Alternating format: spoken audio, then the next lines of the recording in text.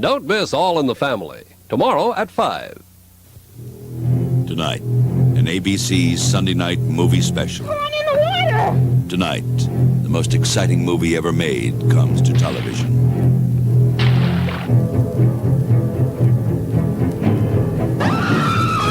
The movie that made motion picture history. No, this is not a boat accident. It was a shark. Tonight, get ready for Jaws. It's a killer. It's a man-eater. He's going to continue to feed here as long as there is food in the water. Roy Scheider, Robert Shaw, Richard Dreyfuss, in the biggest adventure ever. You're gonna need a bigger boat. This shark swallow you whole. The first time on television.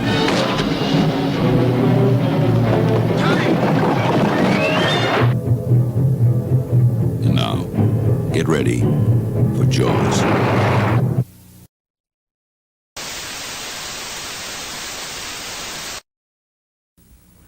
If you're looking for adventure this summer, escape with Marvel Comics. Fight crime with Spider-Man, meet the Fantastic Four, and watch Captain America in action.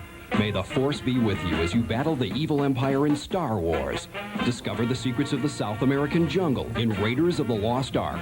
And with Marvel Comics, you're never alone because they can go with you in the car or to the park, even on a rainy day. Marvel Comics are your ticket to fun and adventure this summer. Who wears short shorts? We wear short shorts. If you dare wear short shorts, nair for short shorts. If you want your legs short shorts bare without nicks and cuts, just take up the nair and take off the hair. Short shorts. If you dare wear short shorts, nair for short shorts. Nair, lotion, cream, foam, and new lemon spray. Nair for short shorts. There's Kathy. Know what people say about her? She has the freshest mouth in town.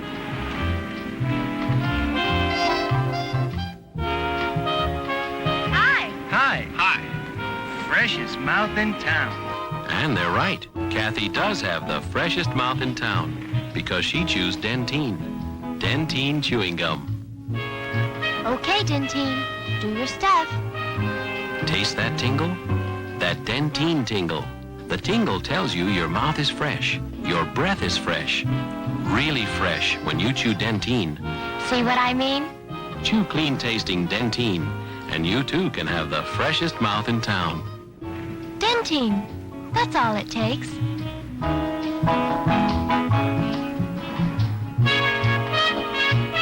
Dentine Regular, Spearmint, and Refreshing New Peppermint. And display holder, all for $9.95. And when you act now, you'll also receive this stunning Princess Diana airmail stamp, an $8 value, absolutely free. Call toll-free now. I would like an N as in Nellie, please. I would like to buy a vowel, please. Which one? An A. Could I have a V as in Victor, please? Here comes Vanna.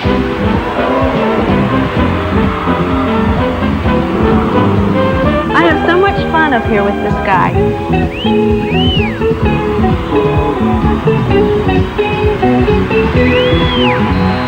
Watch Vanna every day on Game Show Network.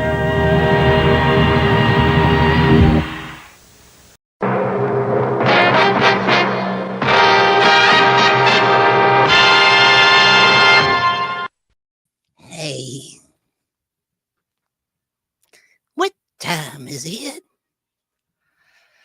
It's Podblast time!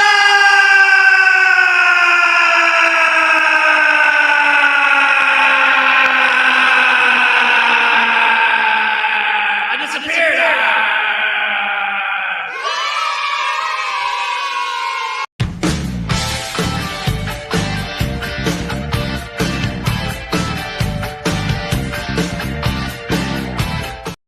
That's right, it's Podblast time. It's me and Al Hardee. I'm going to bring him up right now. How you doing, Al Hardee? Chance Bartels, what's going on? Not much, man. You called me tonight, and we were talking. I said, you know, this conversation is so interesting. Let's just go ahead and do a live stream. So here we are. Do a little maybe 45-minute live stream.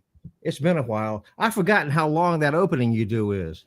Well, I added a little more clips than I probably should have. Yeah, you did. Yeah. So how are you? How's your summer going? Is it hot as hell?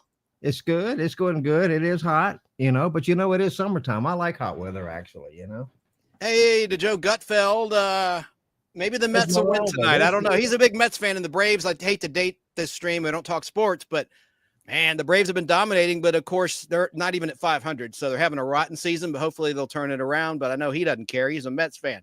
The Mets are doing much better in the standings so far. Anyway, hey to him. Hello to Esmeralda. She's watching in Washington State. Hello to the lovely and talented Sarah is everywhere. Hey, Sarah. Sarah, Southern California, Sarah, and my flock is everywhere. And he says it's hot as hell in New York. Yeah. And how about bugs? I hate bugs. I've not had too many bugs. Have you had any bugs? No, I haven't had any bugs. No, not really.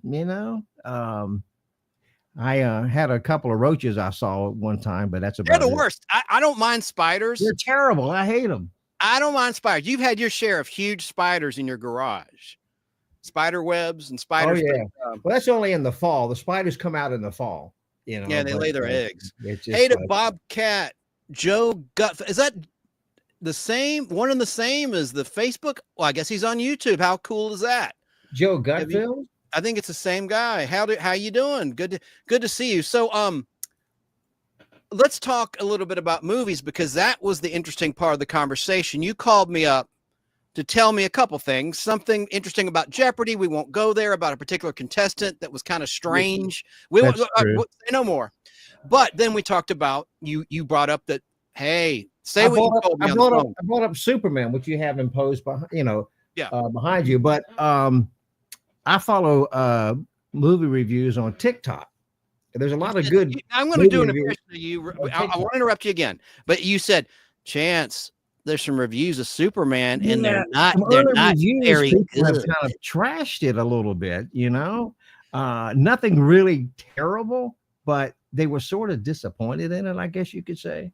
But then I said to you, but you got to realize a lot of those are trolls, because a lot of people liked Henry Cavill as Superman. And so there is actually, if you go to social media, there's an active campaign to try to sabotage the reviews of this movie on Rotten Tomatoes and things like that. So I said, be aware of that. Then you brought up, wait, I know someone, this is a legitimate movie fan. I follow a guy, I won't give his name, but I follow a guy on TikTok, and TikTok actually pays him to go to movie premieres and interview celebrities. Like, he went to Hollywood for the premiere of the Tom Cruise Mission Impossible. And so he got to interview Tom. Anyway, he's really good at what he does. And he sort of mentioned that it wasn't what he expected it to be. It wasn't as good as he thought it would be. It wasn't terrible, but he was sort of disappointed. What do you know about this guy? Is he a Superman or comic book fan, or is he just no? He's totally middle of the road. He has, if it's a Marvel movie, if he likes it, he praises it. If he doesn't like it, he doesn't like it. Well, I just question whether he knows the source. That goes with any movie. True, but I just question if he knows the Superman source material, because there might be some nods to the fans that go over his head. Maybe, I don't know. Yeah, maybe. Well, I want to show you a movie poster, and we're going to look at a new Superman International trailer. But here's a movie poster. Now, Al, I want people to know you have donated generously movie posters to a big historic movie theater, which is owned by a really cool guy who owns two theaters, the Plaza Theater, which is like the oldest movie theater in Atlanta, right? As well as the Terra Theater. He bought that. Right.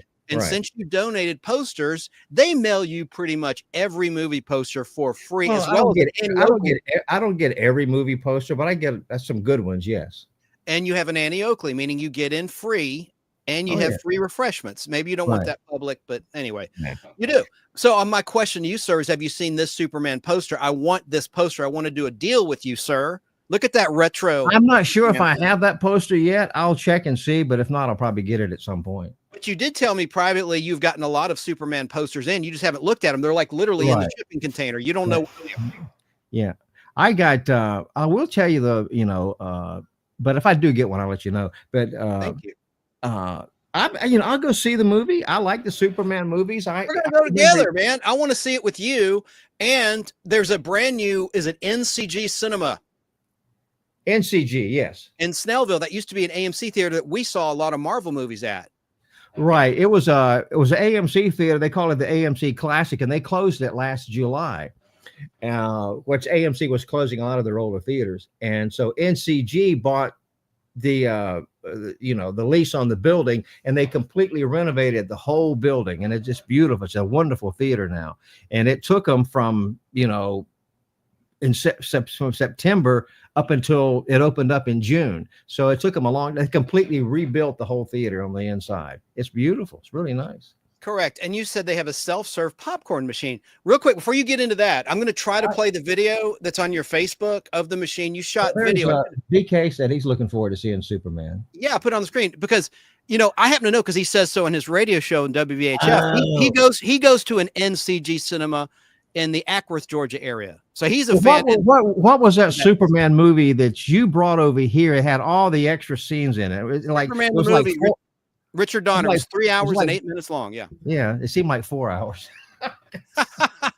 Yeah. But NCG, I love their popcorn. They have the best popcorn. I think Regal and NCG have the best popcorn. NCG stands for Neighborhood Cinema Group. Very good. And where are they headquartered out of? I bet you know that off the top of your head or no? Missouri. Okay. Missouri, I think. Wow. You are good. Yeah. So I'm looking forward to it. And I do not trust these reviews because I think it's just some of the haterade out there that are bummed about the recasting. But if I want to see a movie, regardless if it gets trashed or not, I'll still go see it. Joe Gutfeld. But see, I'll judge for myself. Well, I want this movie poster. Look at the retro. Look at how it shows the stars' faces at the bottom. That's like you're a movie poster aficionado. Right. No, it's a good looking poster. You're a movie poster connoisseur. Would you not agree that is a really cool design? No, it's a great looking poster. It's retro. I'll give you that. Esmeralda says all popcorn is great. What you talking about? She says to me. That's true. Now here's another retro poster. I'm not going to jump ahead, but here's the retro Fantastic Four movie poster I'm after as well. If you come across this one. I already have Fantastic Four posters, but there's several, and there's an IMAX one. I've got two different kinds. I'll have to look at them and see. You may not know the source material, Al, but the Fantastic Four, the new movie is going to be set in the 1960s. Right. So it's going to have a lot of pop culture significance and a lot of nostalgia for the 1960s in it. So, but which of these two posters do you like best? If I were to show you this one, which I've already shown you, and the Fantastic Four, which one catches your eye or you think is a better poster design? The Superman's a much better poster. I agree. And I don't want to pit them against each other because I'm sure I'll love both these movies, but I was just asking. And Joe Gutfeld mentioned something I was going to mention later in the show. Might as well now. This is a sad day as we're live on June 25th, because on June 25th, 2009, both Farrah Fawcett and the king of pop, Michael Jackson, died.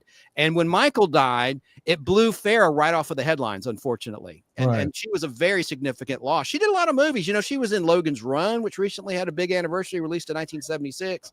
And, of course, Extremities, where she was very serious, turning the tables on an attacker. And God rest her soul. And Michael Jackson. I know there's some haters out there, and with their allegations. Yeah, I like some of Michael Jackson's music. I just separated from the allegations, which I pray they weren't true, but they probably were.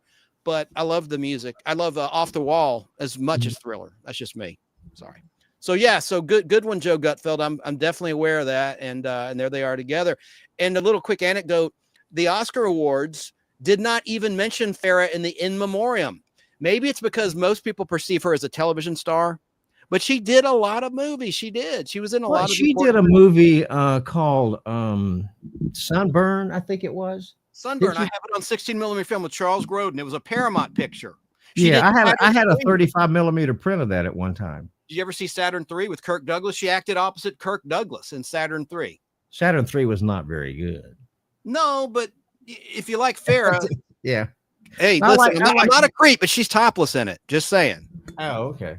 Sunburn wasn't very good either. No, Charles Grodin. No, she was a TV star. She really wasn't a movie star. But they still should have mentioned her in the in memoriam. It angered a lot of people, especially her fans, when she was omitted. She was snubbed, as they say. And I still can't believe they mentioned Ryan O'Neal when he passed. What'd you say? Ryan O'Neal, they met, and they were together for a long time. That's true. That's a good point. Yeah, that's a good transition. They didn't mention her, but they mentioned Ryan when he passed away. Well, yeah. But about the Oscars, I think it's crazy that until now, the members of the Academy didn't even have to see the movie to be able to vote on it. That's crazy. So thankfully, there's a rule in place where you have to. Hopefully, they take. Well, they usually send them video copies of it. Well, hopefully, they have a system in place to prove that the voters saw it before they're allowed to cast their vote. But a lot of the voters, just if they don't particularly like a movie, they won't even look at it, even though they send them a copy of it. Or they don't like the star. Maybe it's personal, or the director, like a Roman Polanski or something. And also stunt people are going to finally get recognition for best stunts in movies. I think in part thanks to Ryan Gosling, and a movie that wasn't very good. Fall Guy was not a very good movie. I'm sorry. They even screwed up the cameo of Lee Majors and Heather Thomas. I was really disappointed in that. And we like Bullet Train. That director from Bullet Train did Fall Guy. Well, Bullet Train was a great movie. Yeah, it was. I liked it. Brad Pitt. But see, Fall Guy, they didn't even reference the TV show very much. They not very well. No, they didn't. They didn't.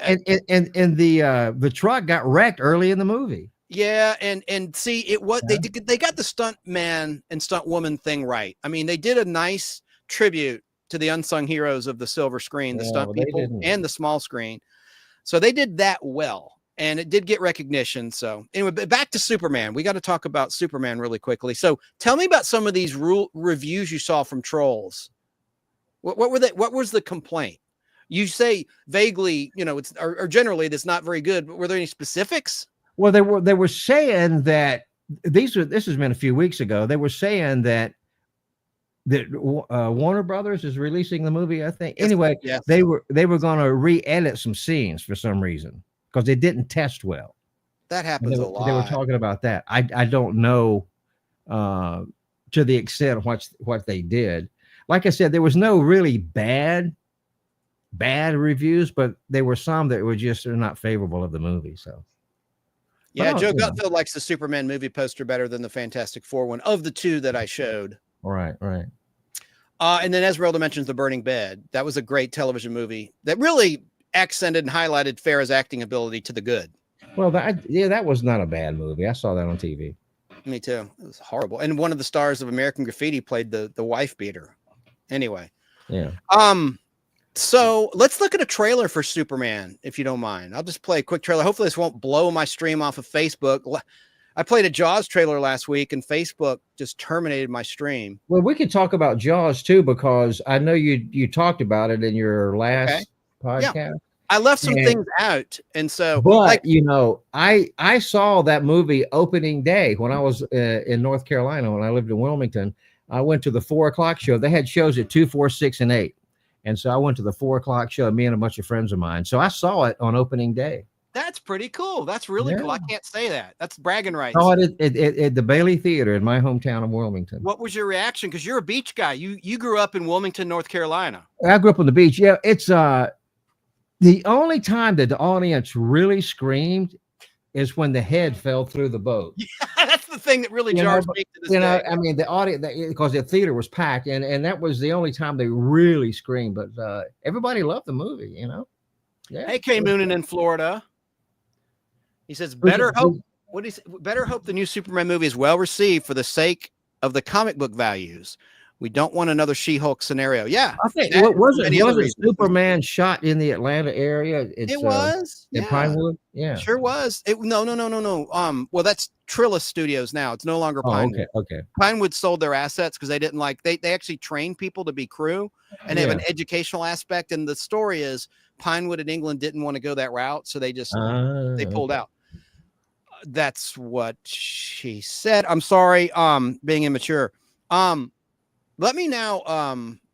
There's a lot on the line, I'm a big fan of the director of Superman. Yes, it was shot here and also in Cleveland, Ohio, including at the ballpark where the the Commanders, formerly the Indians, play. Or no, I'm thinking of DC. No, I know what it is. It's the Cleveland. The Cleveland Indians.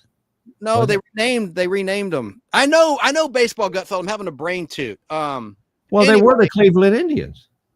They renamed them because of. I know they did, but they were the Cleveland Indians. Just like it was the Redskins on the football side that became that was the Washington Redskins.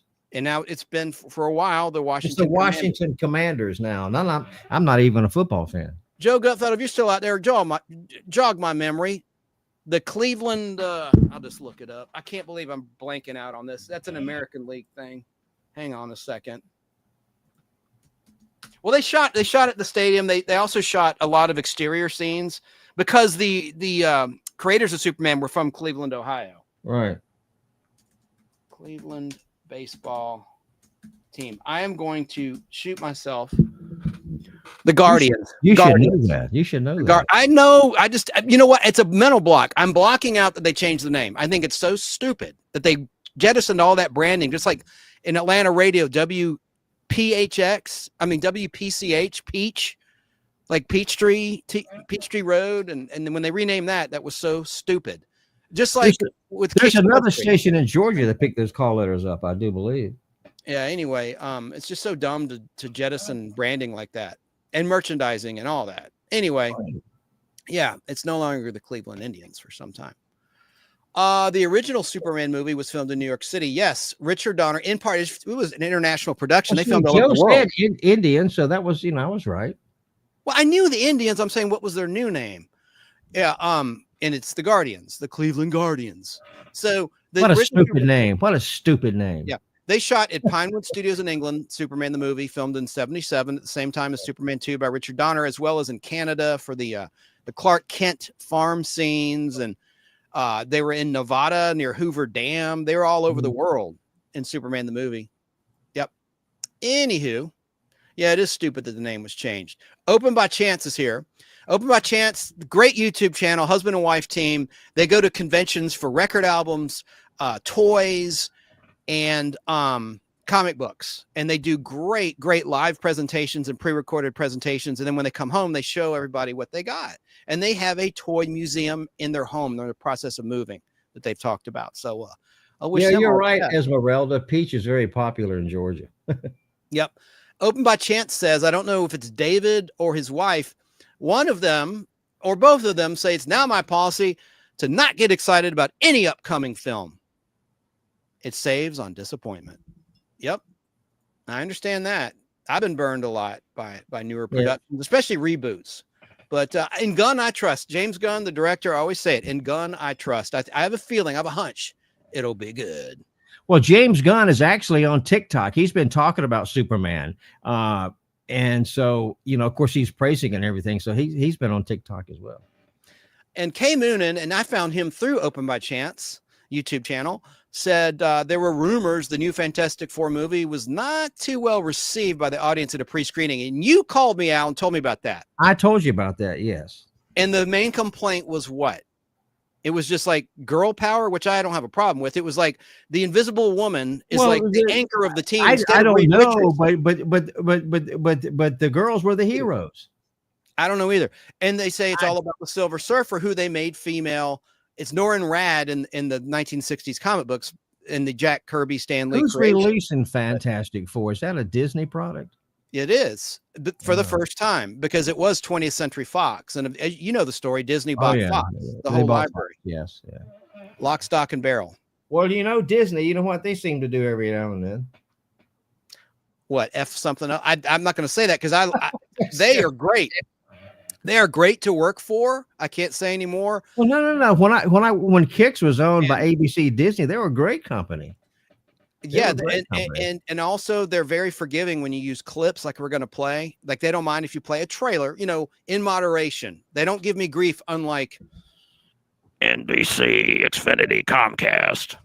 Well, Comcast is the worst, I think. Well, Comcast owns Universal, so it's when you play. I'm surprised. Did you show Jaws clips and stuff?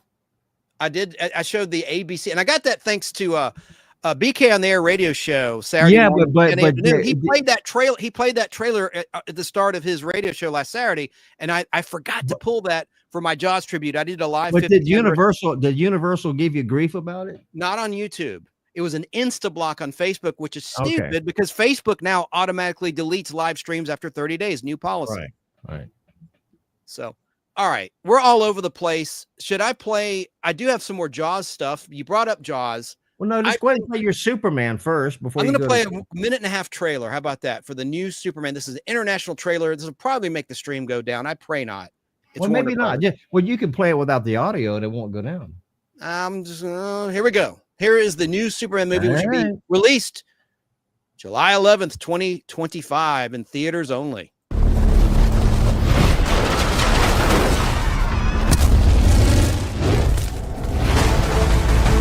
I was sent here to serve humanity and to help the world to be a better place. That is why I do what I do. I cherish it more than anything. Superman. The most powerful being on planet Earth. Has somehow become the focal point of the entire world's conversation. I will not accept that. Hey, buddy. Eyes up here.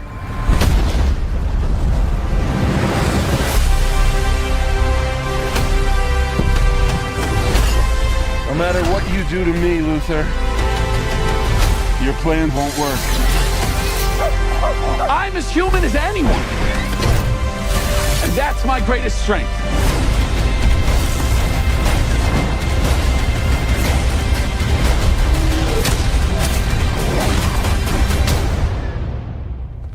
What is this? What the hey, dude? You destroyed the whole...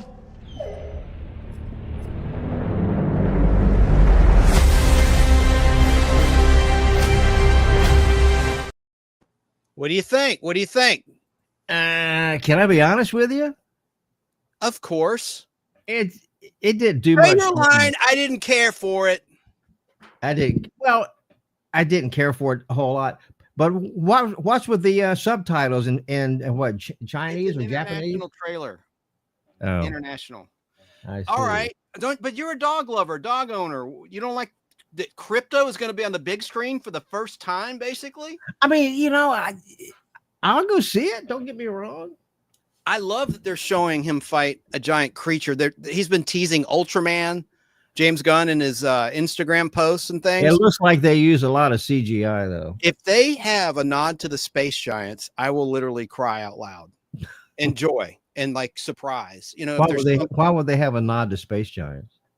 You never know. He puts all sorts of Easter eggs in his movies, and going back to Guardians of the Galaxy and his other DC properties, there's all sorts of nods. He's a little bit older than I am, so it may not. Maybe Space Giants didn't James Gunn work for Marvel at one time? Yes, yeah, he left. He did Guardians of the Galaxy, but he also at one time was doing both. He was with, but he's relaunched the DCU along with Jim Lee, the president of DC. So this is a reboot of the entire line of Warner Brothers heroes, and there's even going to be a new Wonder Woman movie he announced. Another Wonder Woman movie. I don't know if it'll have Gadot in it or what'll happen, Godot. But Sarah said she's going to be skipping it. Oh well. But I am pumped up about it. I'm going to remain optimistic. Crypto was in the cartoon, yes, but on the big screen. You're right. But I'm talking about live action Crypto on the big screen. So I don't think anything can really compare to the first Superman. At least Joe says the trailer looks cool. And he says, Open by Chance says, I don't care for the new Lex Luthor. Yeah. Was it his voice? Hello, Mike Smith. Hello, Mike Smith. Huh? Nothing can compare to the original, though. What, George Reeves? Or are you talking about the serial? No. I'm talking the first feature. Oh, Superman the movie. Well, I would agree with that. The music will be critical to me in terms of how it moves me as a picture. Well, who is doing the music in this one? I will tell you. Hang on a second. Is it a composer? Is it a composer I know? Maybe. That's a question for Superman homepage. I'm just kidding. No,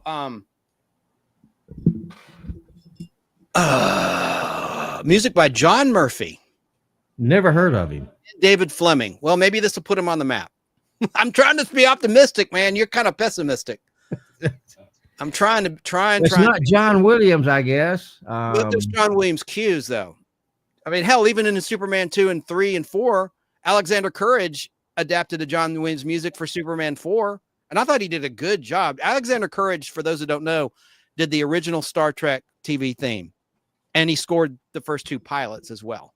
And he did Lost in Space music. And anyway, but he did I loved the Superman 4 Alexander Courage version of the John Williams theme. There's an echo, and it's really one of my favorites. In terms of nothing can beat John Williams, don't misunderstand, but in terms of like you know, a sequel or whatever, I think well, I mean, music can make a movie. In something like that, you need a good score. But in some movies, you don't need a score. You know, it's just, it depends on the movie. And you know, I thought about that today. Actually, I thought, have there ever been movies that you liked that had no music at all, where it's basically like a play? Yes. All right. Do you have an example? Lots of movies that way. What? Do you have an example to share? I watched something the other day that didn't have a drop of music in it except on the end credits. Oh God, what was that movie? Well, that's what I mean. I mean, if it has a main title, fine. I mean, it's no incidental music in the middle, in the beginning, in the middle, end title, that's fine. But I can't think of anything that I've enjoyed that did not have some sort of musical score, or at least a music like a Pulp Fiction. One movie I saw it on Amazon Prime or Netflix. It's called Bone Tomahawk. It was a brutal Western with Kurt Russell. Didn't have a drop of music in it except at the end. And that's from what decade? It came out in 2016, I think, 2017. Oh, okay. That's not too long ago, really. 10 years. Yeah. Or so. But there are movies that, you know. Now, I went and saw How to Train Your Dragon at the grand opening of the NCG Cinema. They had it in their Clips Theater. And so I don't have to tell you, it's a fantastic movie. I never saw the animated version. This is the live action, and it's fantastic. And it had the best score of a movie I have seen in a very long time. So if you haven't seen How to Train Your Dragon, I advise you to go see it. It's a wonderful, wonderful movie. How to Train Your Dragon. Yes. Cool. There was an animated version that came out a few years ago, but this is the live action version. And Gerard Butler's in it. He's terrific in it. And also the kid, did you ever see a movie called The Black Phone? No, I did not. I've never even heard of it. Well, it came out a few years ago, and the kid that's in The Black Phone is the star of How to Train Your Dragon, and he's wonderful. It's a really, really a good movie. Now, about the new Superman, I'm curious to know what music song choices that will be in that film, because, you know, the Guardians of the Galaxy movies had really great and obscure at the time songs that were like I'm All Out of Love by the 10cc. You know, you had these songs that sort of made a comeback. And I wonder what James Gunn's going to choose for Superman. Maybe there won't be any pop songs in it. I'm sure there will be in the background. I like that song by Redbone, Come and Get Your Love. That was in the. That's a great song. Yeah. Yeah. I'm trying to get to your page. I want to show people the popcorn machine you told me about at the NCG Cinema. It's a self-serve popcorn machine. I'm going to try to do, Sarah, if you're still out there, I'm trying to learn something new here, how to do a screen sharing doohickey. I got to figure out how to pause this. I sent you the video. But it would take too long, my process to convert it and all that. So let me just try to do this. I want people to see this. Let me see. I open that window. Okay. I think I can figure this out on my own. Hang on. Oh, Kay Moonen said some of Superman's lines in that trailer seemed really forced. And Joe Gutfeld brought up, of course, John Williams scored the original Superman movie where actually you hear Superman is here to save the day. You know, if you know the fans of Superman, if they go see it, they don't like it, they're going to be very vocal about it. Good point from Open by Chance. They will be. The Shining had limited music, lots of dead quiet to build tension. What an excellent example that is. Completely agree. K-Moon, an interesting question, Chance. I can't think of any film I've ever watched that didn't have a soundtrack of some type, showing my age. That's cool. And I mean, what would Halloween the movie be without John Carpenter's some movies the soundtrack adds to the movie, you know? Friday the 13th. Part of the terror is the music by Mandolfini. I love that score in Friday the 13th. And in the movie Psycho, when Janet Leigh is being killed, that Bernard music, Herrmann, the classic Bernard Herrmann. That's fantastic. And it's been copied so many times, right? Yeah, but it's perfect. BK is here. BK on the Air radio show. Reports say that Dune director Dennis, help me out pronouncing that, Al. Villeneuve. Thank you. Will helm a new James Bond film. He dropped in a little exclusive. He's probably going to mention on his show this Saturday, 10 a.m. to noon Eastern time. WBHF app. There you go. Well, I didn't know that. I did not know that. All right. Well, Joe Gutfeld is right because 12 Angry Men didn't have any music either. Yeah, but that's a movie that came out in the 50s, early 60s. What about Fistful of Dollars? The whistle. It's an iconic. But that made the movie.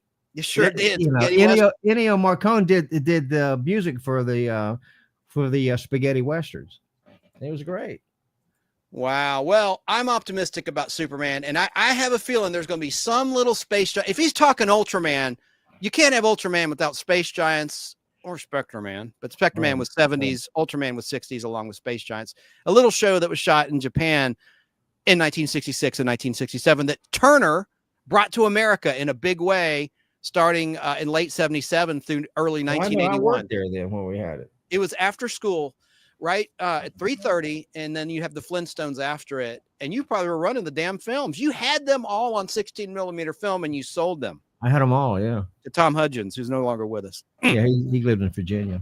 Guys, I sold all that stuff. We're all over the place, but let's two quick Jaws things since you talked about Jaws. No, we're talking about movies. We're not all over the place. We're just talking about movies. And I asked you what your reaction. You said you were thrilled, and the audience really got spooked when the head came out of the shark. Yes. Yeah, or out of the boat. It was out of the boat. Anyway. Well, let's look at what some San Diego folks thought of the movie the week it opened back in 1975. Ready for this? It's just a minute long. Check it out. Okay. Do you think it's going to change your going into the water or swimming or anything like that? It didn't scare you that way? No, I read the book first, so I sort of knew what I was going to see. You think the next time you get in the water, you might look around a little bit? No, I'm going to shut my eyes. I don't know. I'm still pretty wheezy from the movie. It's really realistic. It's really crazy. You think it might make you look around a little next time you hit the water? A little bit. For dolphins, anything. I don't know. Okay. Well, I'm not a water lover anyway. As far as the beach is concerned, I definitely won't be going in now. Ever again? Never. I won't even paddle in the water anymore. Okay.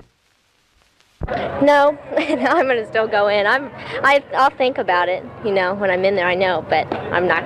I'll go in. Okay. But I was scared. I'm not gonna go in that deep anymore. How deep? Up to here. Just waist high, huh? Yeah. Is that movie going to keep you out of the water because of the sharks? It'll keep me out for a while. I don't know about those sharks. I'll still be in the water a lot, but I won't go out very far. I remember when I went and saw Jaws on opening day, we had to wait in line. Now today you really don't have to wait in line to go to a movie because you can pre-order your tickets and then just show up with reserved seats too, so you know where you're sitting. Well, back in those days, back when I saw Jaws, of course, in the theaters, you had to. If you got first in line, you would get a good seat. If you were way back in line, you might not get a seat, except way down front because they weren't reserved seats. It's just first come, first serve. Yes, sir. That's right. Just like a movie concert. A music concert where you had to actually go to Turtles Records and Tapes or Peaches Records or whatever and wait in line at the early morning hours to get that ticket before they sold out before the internet. Right. That's what movies we went to the 4:00 show, and then I think we had to wait in line about 30 minutes before we got in. Chad, I'm going to get to your comments. I'm not trying to neglect anything. I'm going to play a 30-second spot, which means commercial, for a Jaws toy. This is something else BK on the Air had on, and I've featured it on my show too. I don't want you to think I'm copying him. I try not to, but we all talk about the same stuff. This is the toy I had. Now, you're not going to believe this, folks, but Al Hardee's a little bit older than me, so he probably didn't have this toy. He probably didn't have this toy. I did, and somehow it's one of the rare things that I lost. Now, Open by Chance Toys, David, the husband of the husband and wife team of Open by Chance, has a perfect mint, ideal shark toy. But let's look at the commercial for this. I loved this game. Here it is. All right. Jaws. Jaws. Jaws. Jaws is the game where you try to fish out what's in the jaws of the great white shark. I'm going for the camera.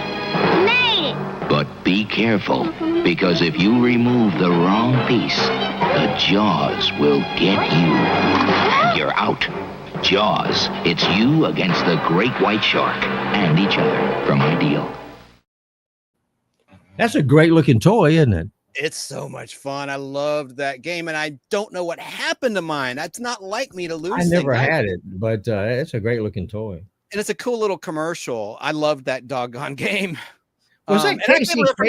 Was that Casey Kasem doing the voice of that? No, it wasn't. But I guess it sounds similar to him. It's not a stupid assumption or question.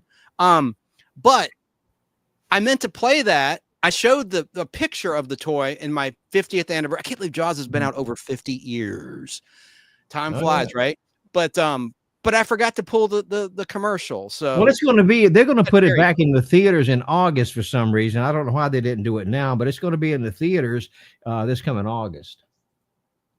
Oh wow, cool. And it's scheduled to be at the NCG. The new one opened up near me in Snellville. And I'm sure AMC will have it too, but yeah, it's going to be released in the theaters.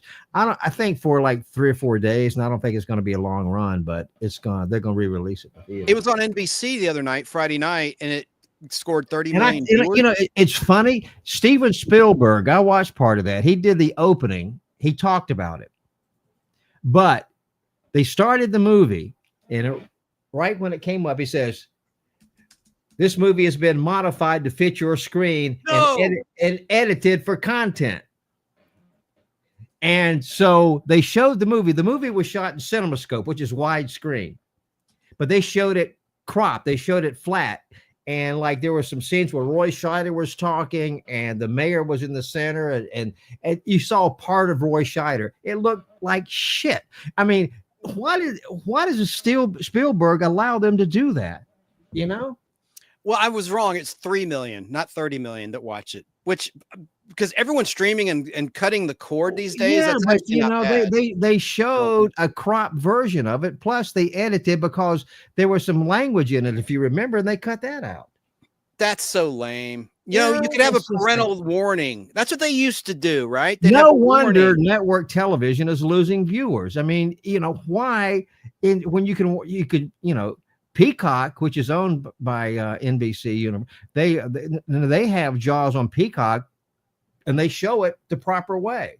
So, of course, because it's streaming, and they're not. It's a streaming service. Yeah, it's not. They're not mandated by the FCC, unlike TV and radio. Right.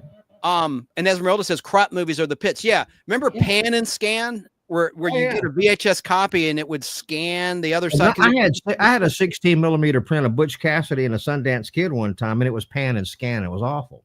But it was the only way you could get it back then. You know what I'm saying? Yeah, I call it Pan and Scam because it scams you out of half the picture. Oh yeah. But that's not necessarily true what you just said, because you have a catalog of 16 millimeter film rentals. Before VHS, you actually, did you know this, folks? You could rent reel-to-reel films for parties from the studios, right? No, it was rental companies. It was rental companies. Before Blockbuster Video, can you believe that, Kay Moonen? Yeah. Right? I bet Jaws was one of the top. And I did pull something interesting that you want to see what? You want to see what those catalogs look like? I can show you one. Yeah, please do. I didn't think they were in that room. I thought they're in your basement. I got to go get them. All right. Well, I'll be right back. All right. Well, then I will show you the Spielberg. This is an ad that Steven Spielberg placed when Star Wars knocked Jaws out of the #1 spot at the box office back in 1977. Isn't that cute? Of R2-D2 fishing, but he's about to scoop up Jaws. And look what he said. Look what he said there. I think that's cool. And that's a good time to take a chat break. Okay, let me get caught up. I like movie popcorn. So does Esmeralda. So do I. But some popcorn is better than others. It's not all the same, in my opinion. It all comes down to the butter, really. I like the butter. The butter AMC at my local AMC, Parkway Point 15, turns my stomach almost every time. I think they're not cleaning it properly. Look, I don't want to get sued. It's an allegation, but I think it's just like when you saw on TV the iced tea exposés about restaurants and having bacteria in their iced tea and in the ice machines where they don't clean the ice makers, that sort of thing. But I don't know. I don't know every time, but I never have a problem when I have popcorn at NCG or what's the other one? Georgia Theater Company has really good popcorn as well, but I'm talking local and I have people watching from all over. So I don't want to be too local talking about Atlanta. Let me just make sure I caught up. K-Moon and comics with crypto have gone through the roof price-wise. I noticed that, and I have a lot of them in my collection. If the Superman movie flops, several collectors I know personally will not be happy after what they've been paid for those books. What they've paid, right? The dealers will be, happy as a lark, right?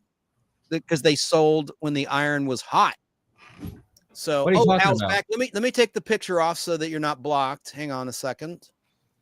There you are. Now I'm going to make you big, as they say, so we can see what you got. There you go. And let me take the comment off.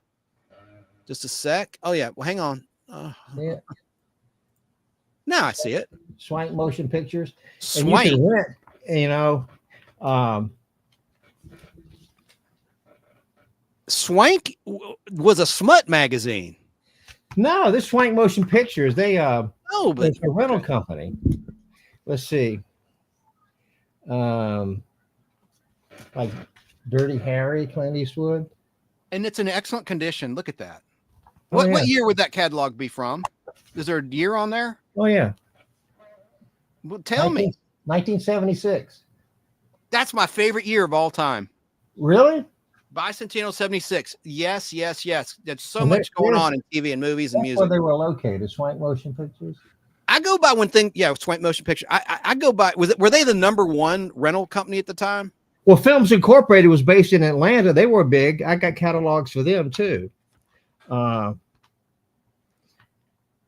now they mostly colleges and stuff rented these, and they charged a lot of money. Like Little Big Man right there. See? Yeah. Well, it's like it says here for colleges, a rental for one showing is $300. Now, an individual can rent movies a lot cheaper, but for colleges, they had a big budget. Like UNCW Wilmington had a $10,000 a year budget to rent movies, so they could afford it. But for an individual, it was cheaper. Like here you go is I saw Psycho. Wow, that's cool. I like the artwork too. They really sell the rental.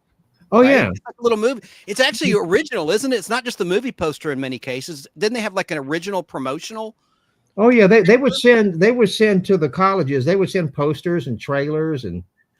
You know what? They still had that in the 90s because when I was at Marshall University, they showed Star Trek VI: The Undiscovered Country when it was still in theaters. We watched it outside on the soccer field. It was awesome.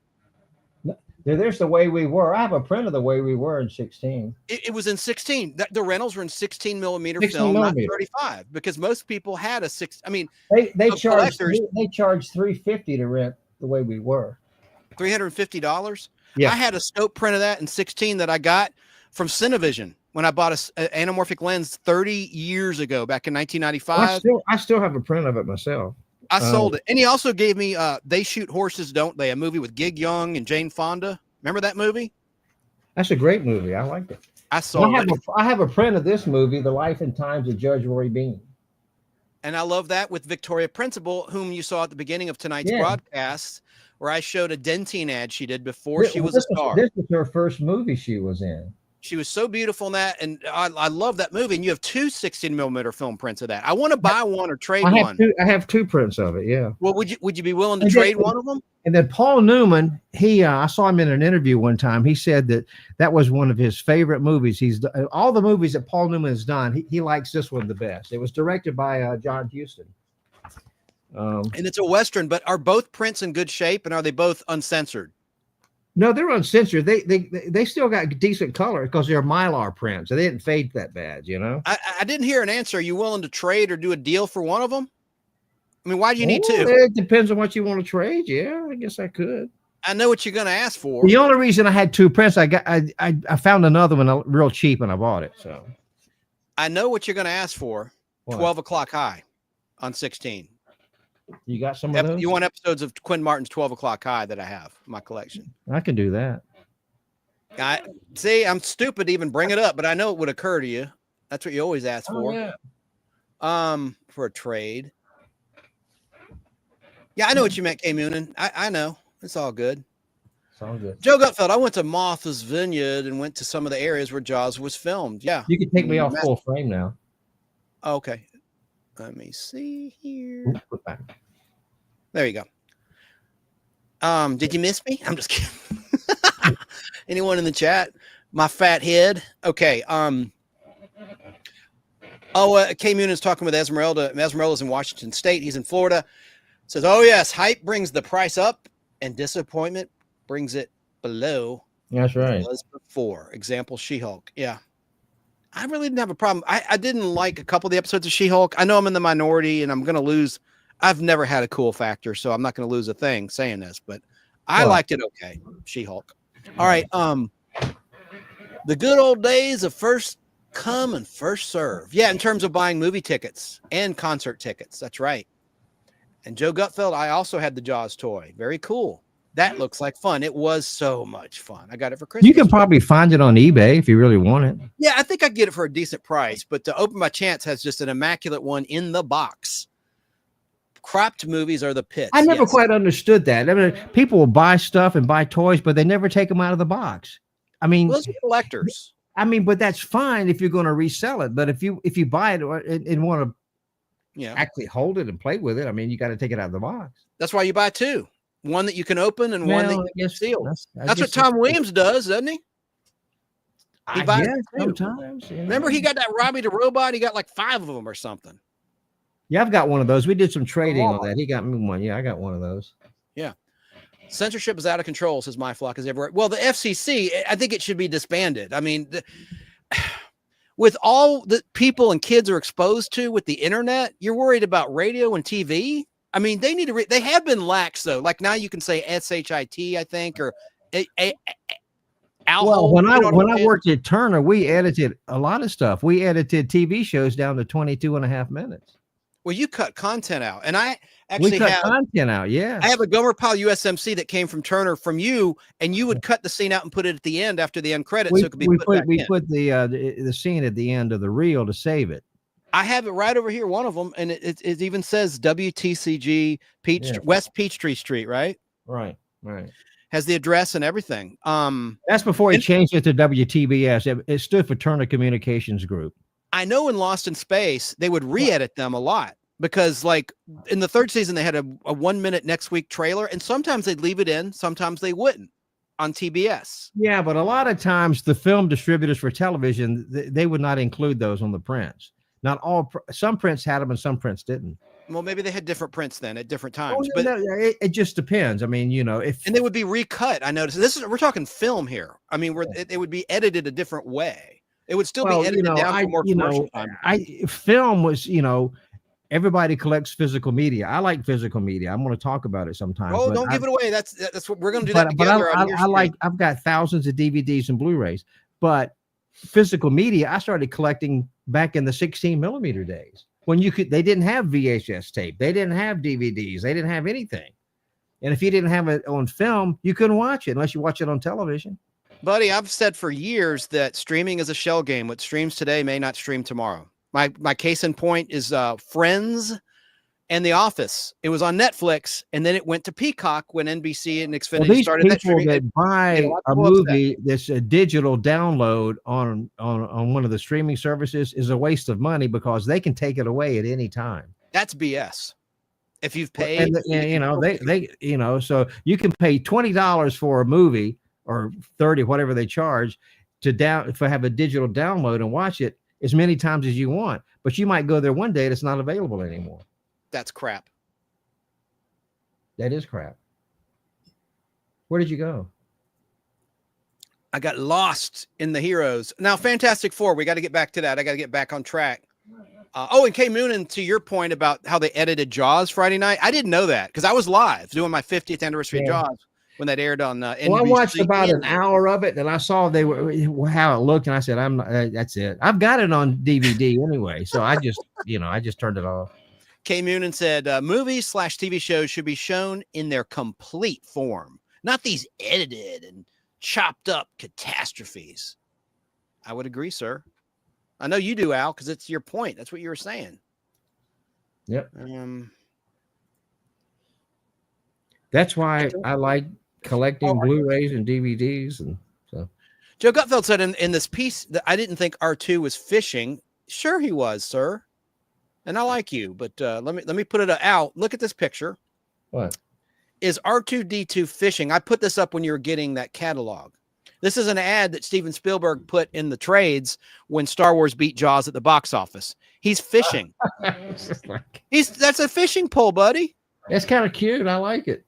Can you read what Steven said? You want to read it aloud? Can you see it? I can't see it that clearly. It says, last week, Star Wars moved ahead of Jaws in domestic film rentals. Your hyperspace performance package really did the trick. Congratulations to the Cantina crowd and all the forces of your imagination that made Star Wars so worthy of the throne. Wear it well. Your pal Steven. Isn't that neat? Yeah. 1977. Yeah.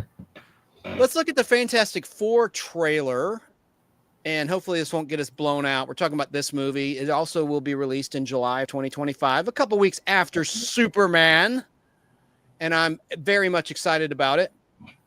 And it doesn't bother me about the female Silver Surfer just because it's a different universe. Well, it's like somebody said earlier, the men in the Fantastic Four were just kind of like, sort of pushed to the sides, they were kind of useless. We haven't seen it yet, but if those reports are true, that'd be a shame. Because Reed Richards, the leader of the Fantastic Four, is supposed to be the most brilliant mind on Earth. He's a genius. And so he should be, and he always was, the leader, but she's important too. They're a team, husband and wife team. We'll see, but I mean, the trend always has been, and I have no problem with this, showing super women with the MCU.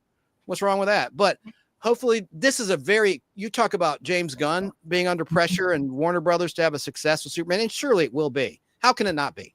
It's going to produce a tremendous profit for that studio. But Fantastic Four has been done before by Fox twice, and Harvey Korman, it's been done in live action, and it's failed almost every time with the fan expectations. So I don't know. They're showing this Herbie robot a lot in the marketing, and Herbie was from the 1978 cartoon. Now, Superman is coming out before the Fantastic Four, right? 2 weeks before. But they keep showing this robot, Herbie. He was introduced for the 1978 cartoon because one of the characters is the Human Torch. Johnny Storm has the power of flame and fire. And in 1978, the executives at NBC assumed that kids would start setting fire to their mattresses, just like kids would jump off roofs when Superman was on TV, played by George Reeves, and kids would break an arm, break a leg. The thought was these kids are going to start fire. So they replaced Johnny Blaze with, Johnny Storm. Johnny Blaze is the Ghost Rider, Volume 2, the Flaming. They replaced Johnny Storm with Herbie, a little silly robot, just for the cartoon. And they did put him in Fantastic Four issue 209, the first issue that John Byrne drew, but I digress. But they made him actually interesting in that Marv Wolfman written storyline. All right, so here is the trailer to the Fantastic Four. It's 2 minutes, 25 seconds long. You ready for this, Al? How long is it? 2 minutes, 25 seconds. It's the brand new final trailer for the Fantastic Four. All right. Famous around the world, please welcome the Fantastic Four. Mr. Fantastic, Invisible Woman, Human Torch. I love you, Johnny. and The Thing. Hey, what time is it? Say the thing. That's not really something I say. It's clobbering time. That's just in the cartoon. Never late for Sunday dinner. Let's eat. Hey, what time is it? It's dinner time. Get inside.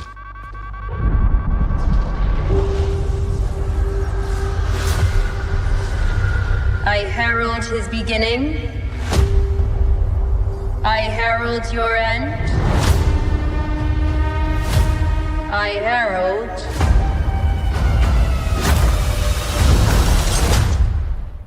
Galactus. What is that? Get us out of here, Ben! Hold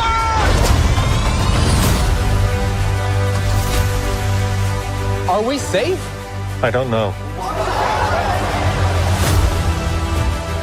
The clock is ticking.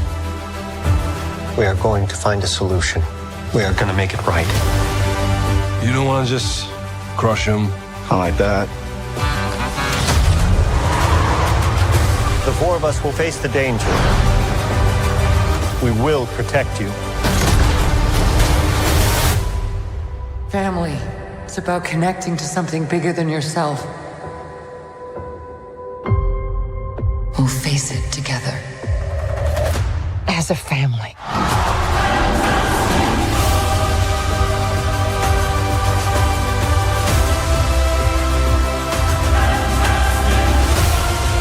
What time is it, Ben?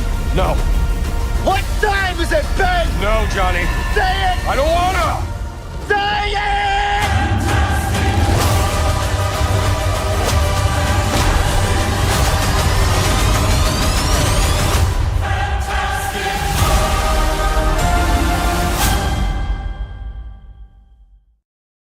Well, I must admit, that's a better looking trailer than the Superman trailer. Well, the Superman trailer was an international trailer. I didn't want to risk playing the domestic one.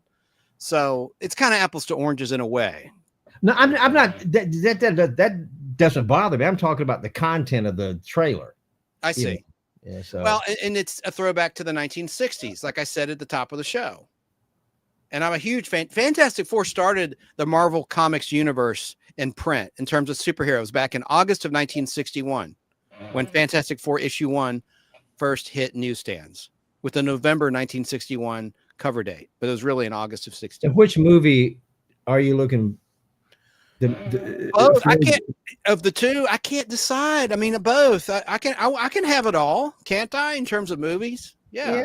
But you're gonna have a favorite after you see both of them. You're gonna like one better Definitely. than the other one. Oh, 100%. I hate to use that overused expression, but I just did. 100%. It is a better trailer. Esmeralda agrees with you. Fantastic Four is a better trailer. It is. But again, I played an international Superman, and J.K. Moonis says the thing looks weird. His mouth barely moves when speaking. And K. Moonin also, but you look at his face, you see why his mouth doesn't move very much. He's a pile of rocks. Yeah, just like he's a pile of rocks. He's a pile of rocks. And K. Moonin said, "Why was the thing flying? A girl surfer was barely in that trailer. Girl surfer was barely in that trailer."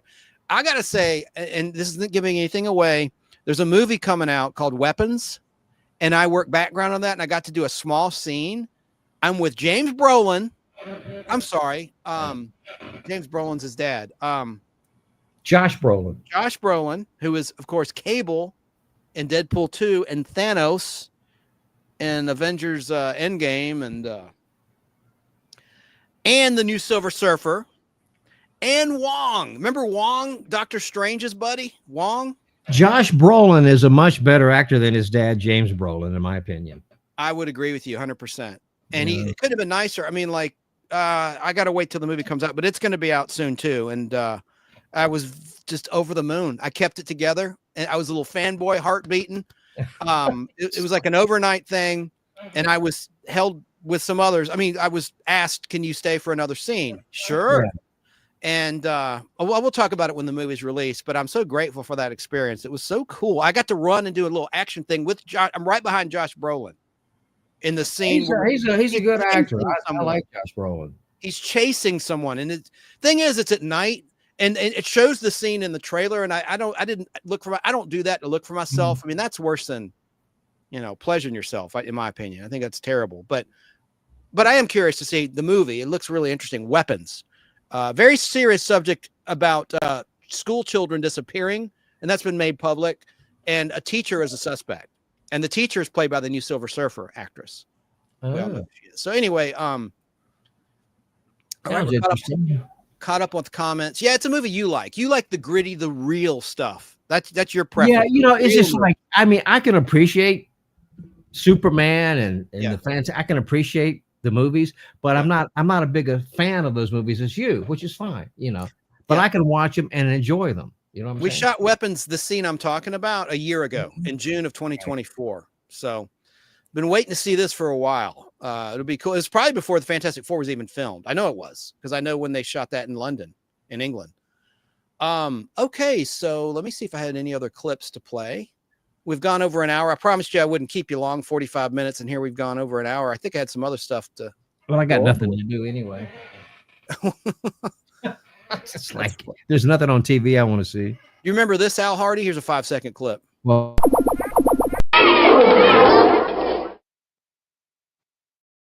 Oh yeah. The dragon from Wink Martindale's Tic-Tac-Doe. Oh yeah. Okay. I want to play something for you now. I did a little video on my YouTube channel, the Nostalgic Podblast. By the way, if you're listening to this on Fistful of Radio, which airs on Fistful of Radio at 2 p.m. Eastern time on Saturday and Sunday, and then at 6 p.m. on Mondays, and I can't remember Wednesday night. Anyway, fistfulofradio.com. You can listen from anywhere. If you're listening at Spotify or Apple Podcasts, just Google search The Nostalgic Podblast, and you'll see the YouTube channel. But make sure once you click the channel that you click the live tab, because you'll see videos. The live tab is where this program is, and you can see these clips if you want to watch what's going on. But I did a video. I did a short. Esmeralda says she's retired too. She has nothing to do. Oh, I love Esmeralda. I'm so glad you're here, Esmeralda. Thank you for being here. Here is a little comparison of music. Listen to this music. It's just a 2-minute clip. This is incidental music. Oh, I got to set this up better than that. I forgot. We got to talk about this. This is a great topic. What? And we'll get back to the movies. Someone just turned 100 today. Excuse me. Well, we'll talk about that after. Oh, yeah. Look, June Lockhart. What's going to lead into my clip? June Lockhart made it. She made it to 100 years of age. She was born on June 25th. How appropriate. Her name's June. I never really made that connection either. June 25th. No, I used to watch her on Lassie. Yeah. She was on June TV 25th, series 1925. Yes, Lassie. Okay, let me be quiet and you tell your Lassie. I watched her on Lassie. This is way before Lost in Space. Look at that cool picture. That's the 1-year anniversary cake. I believe. No, it isn't. That's the a cake celebrating that the series was picked up. There's Jonathan Harris as Dr. Smith in his jumpsuit from the first episode, The Reluctant Stowaway. He wore that jumpsuit only in the first 4 episodes of Lost in Space. And the first 5 episodes included scenes, stock footage from the pilot shot by Irwin Allen titled No Place to Hide. And the ship was the Gemini 12, not the Jupiter 2 in the unaired pilot. And in the unaired pilot, there was no robot and no Dr. Smith. They were added later when CBS picked up Lost in Space to be a weekly series from 7:30 to 8 p.m., always on Wednesday night on CBS. I saw an interview, not to change the subject, with Jonathan Harris on TikTok. Somebody posted it on TikTok. And he talked about the actor. What's the actor that's to the left at the top? He's got his hand around the girl. Guy Williams? Zorro? Yeah, Jonathan Harris, he did not care for him at all. I'm sure the feeling was mutual because Guy Williams was the build star of the show. Yeah, but for some reason they didn't get along. I mean, but I saw the interview with him. He said they didn't get along. Yes, and Star Trek: The Next Generation producers wanted Jonathan on that show for years, and he always turned them down. He says, "Nope, my loyalty is with another space show called Lost in Space." I mean, I thought that was so interesting. It must have been financially secure to turn down that kind of opportunity. Thought that was interesting. Yeah, I have the interview. That was on WXIA Noonday. I have it on tape. I've never put that on my YouTube channel. I'm going to do that. It's a great interview with Jonathan Harris saying. I used to have all of the Lost in Space on 16mm film. I know, and you sold them to Tom Hutchins. I had every episode. So I'm so glad she made it to 100. The rumor is she's blind. True. Yeah. This has not been made public, and I'm not betraying any confidence. I don't even know if it's true. Allegedly, sadly, June Lockhart lost her vision. I don't know if that's true or not, but there it is. So happy birthday to June Lockhart. You made it to 100, my dear. I hope you make it to 110 and beyond. Another birthday. I love this lady's music. Carly Simon turned 82 today. I love Carly Simon. Her music is wonderful. Oh God, Anticipation, and of course, The Spy Who Loved Me, the 1977. You're James so vain. Bond. The song You're So Vain. Do you know who she's singing about in that song?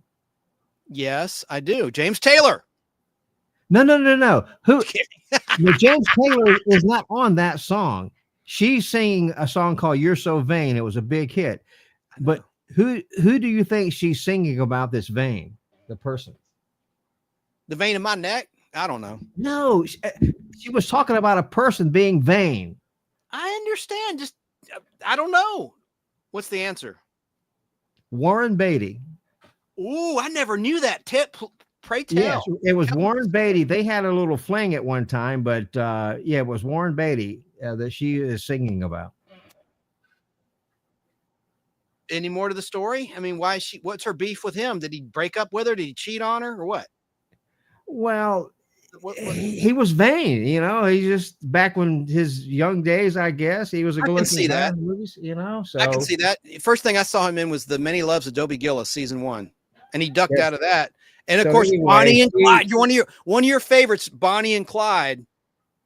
That's a great movie. Gene Hackman's in it. That's one of his big early roles. Well, I'm going to talk about Gene Hackman at some point, but I saw an interview with Gene Hackman. You've been saying that for a year, sir. Go ahead. I know. Didn't make any difference. He was a great actor. Okay. But he was asked, of all the movies he's done, which one means the most to him. I mean, he made a lot of great movies. He made some stinkers, but he made a lot of good movies. Hold the phone. K Moonin has never even heard of Carly Simon. He's like 35. He's not that young. He's not that old either. Who? But man, dude. Carly Simon? Oh my God. Carly Simon's awesome, man. She has so many songs. Anyway. Look up the Spy Who Loved Me song. Look it up on YouTube, K Moonin. Not now. Keep watching us. But Gene Hackman said that Bonnie and Clyde was the movie that put him on the map. And so that's the movie he most favors out of his career, because him and Warren Beatty were friends, and he put him in the movie, and he played Warren Beatty's brother in the movie. And so he said that's the movie that meant the most to him. And guess who else is in that movie? Who shot Bonnie and Clyde? Uncle Jesse, not the dumbass from whatever that stupid show was. What was the show with the Olsen twins? K Moonin to know that one. I know it. God, I'm getting old. Full House. Not that Uncle Jesse, but the Duke Boys Uncle Jesse. Denver Pyle, right? And he was, of course, he was in what was the show? And Michael J. Pollard was in it. He played the kid. He played the son. He's a very strange character actor. He was married to future Beth Howland, future Vera on Alice. He passed away years ago. Yeah, and he was the boy in Lost in Space who had a little romance with Angela Cartwright's character in the Magic Mirror season 1 Lost in Space episode. He was in Star Trek Miri as John, where puberty means a death sentence on that world, Earth type planet set with a 1960 parallel.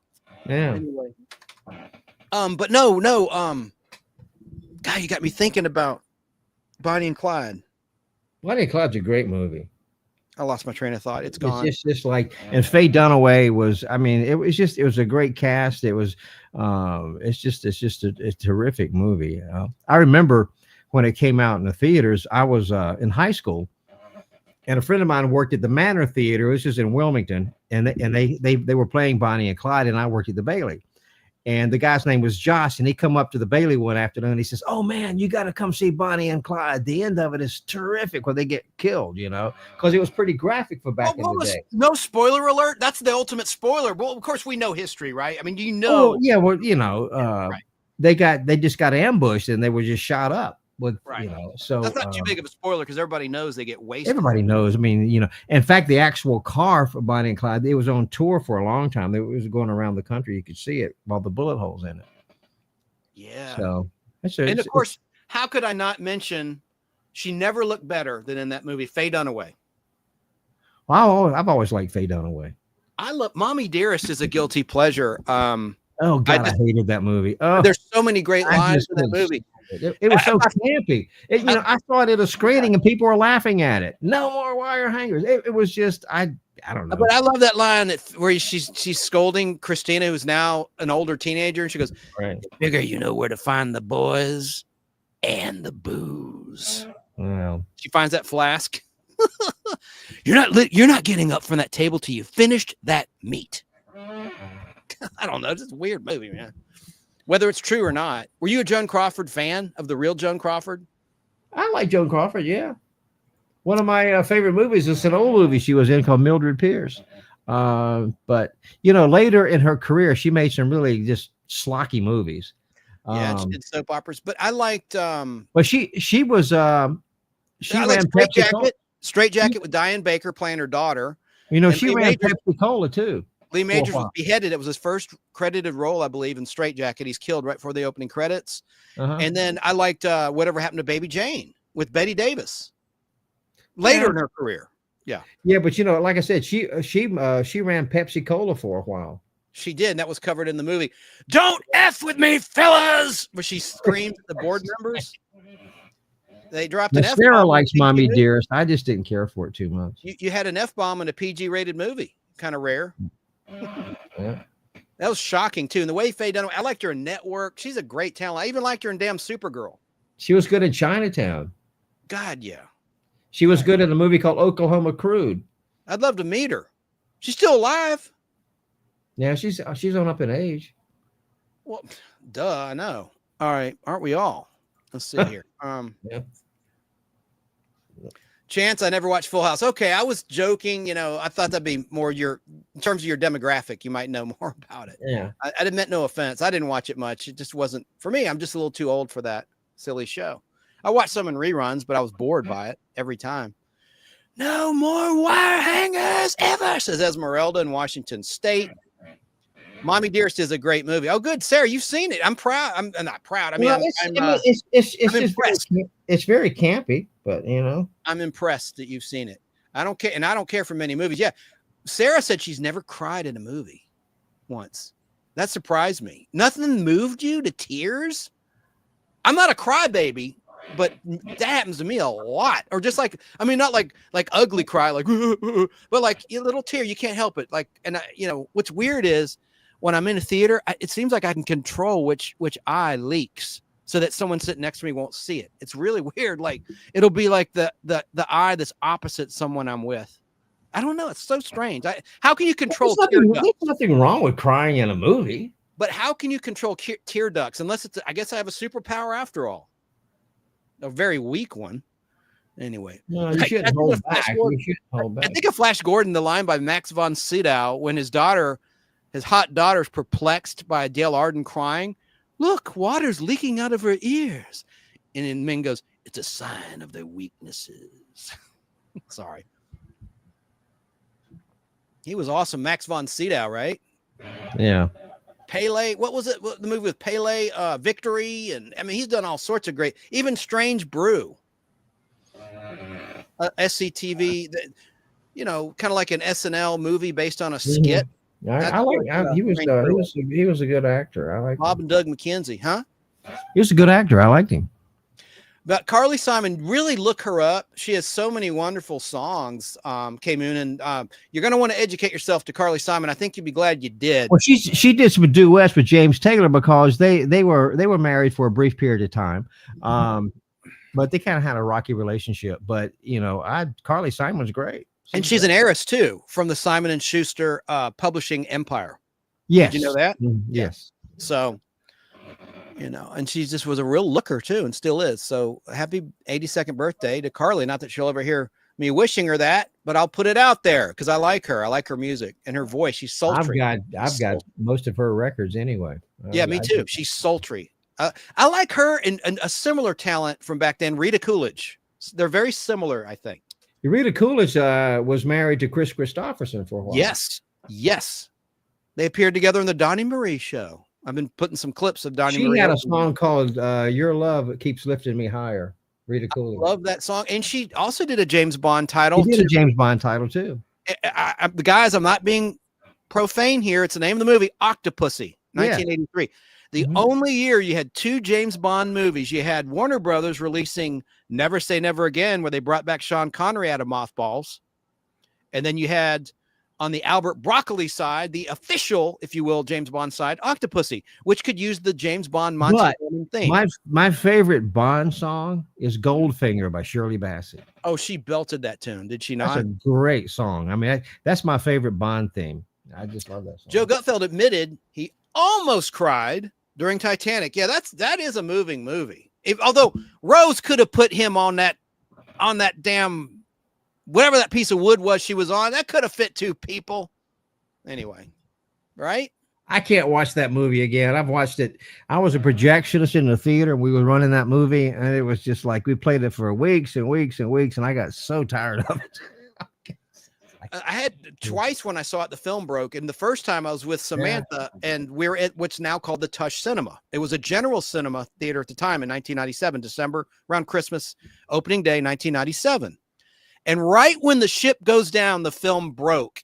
It split off on the platter. The lights came up. It took everyone out of the movie. They had to refund our money. I mean, people were pissed. You invested almost 3 hours of time at that point. It's over a 3-hour movie. Almost impossible. I can't see how that happened at the key scene of the film breaks. I don't know. It did, though. I'm not making up. Bill Tush was even in that. I don't understand how that can even happen. Bill Tush verifies it. He was in that same screening. I didn't know it at the time, but the film breaks right when he goes, "Trust me." And then right when the shit's going down, the film broke and the lights come on. The screen is blank white. I never forget that. But that didn't happen anymore because everything is digital. But I can't see that happening. Oh well. You doubt my word? Yes. Now, well, I'm sure it happened if you said it. That's Bill Tush. You think I'm lying?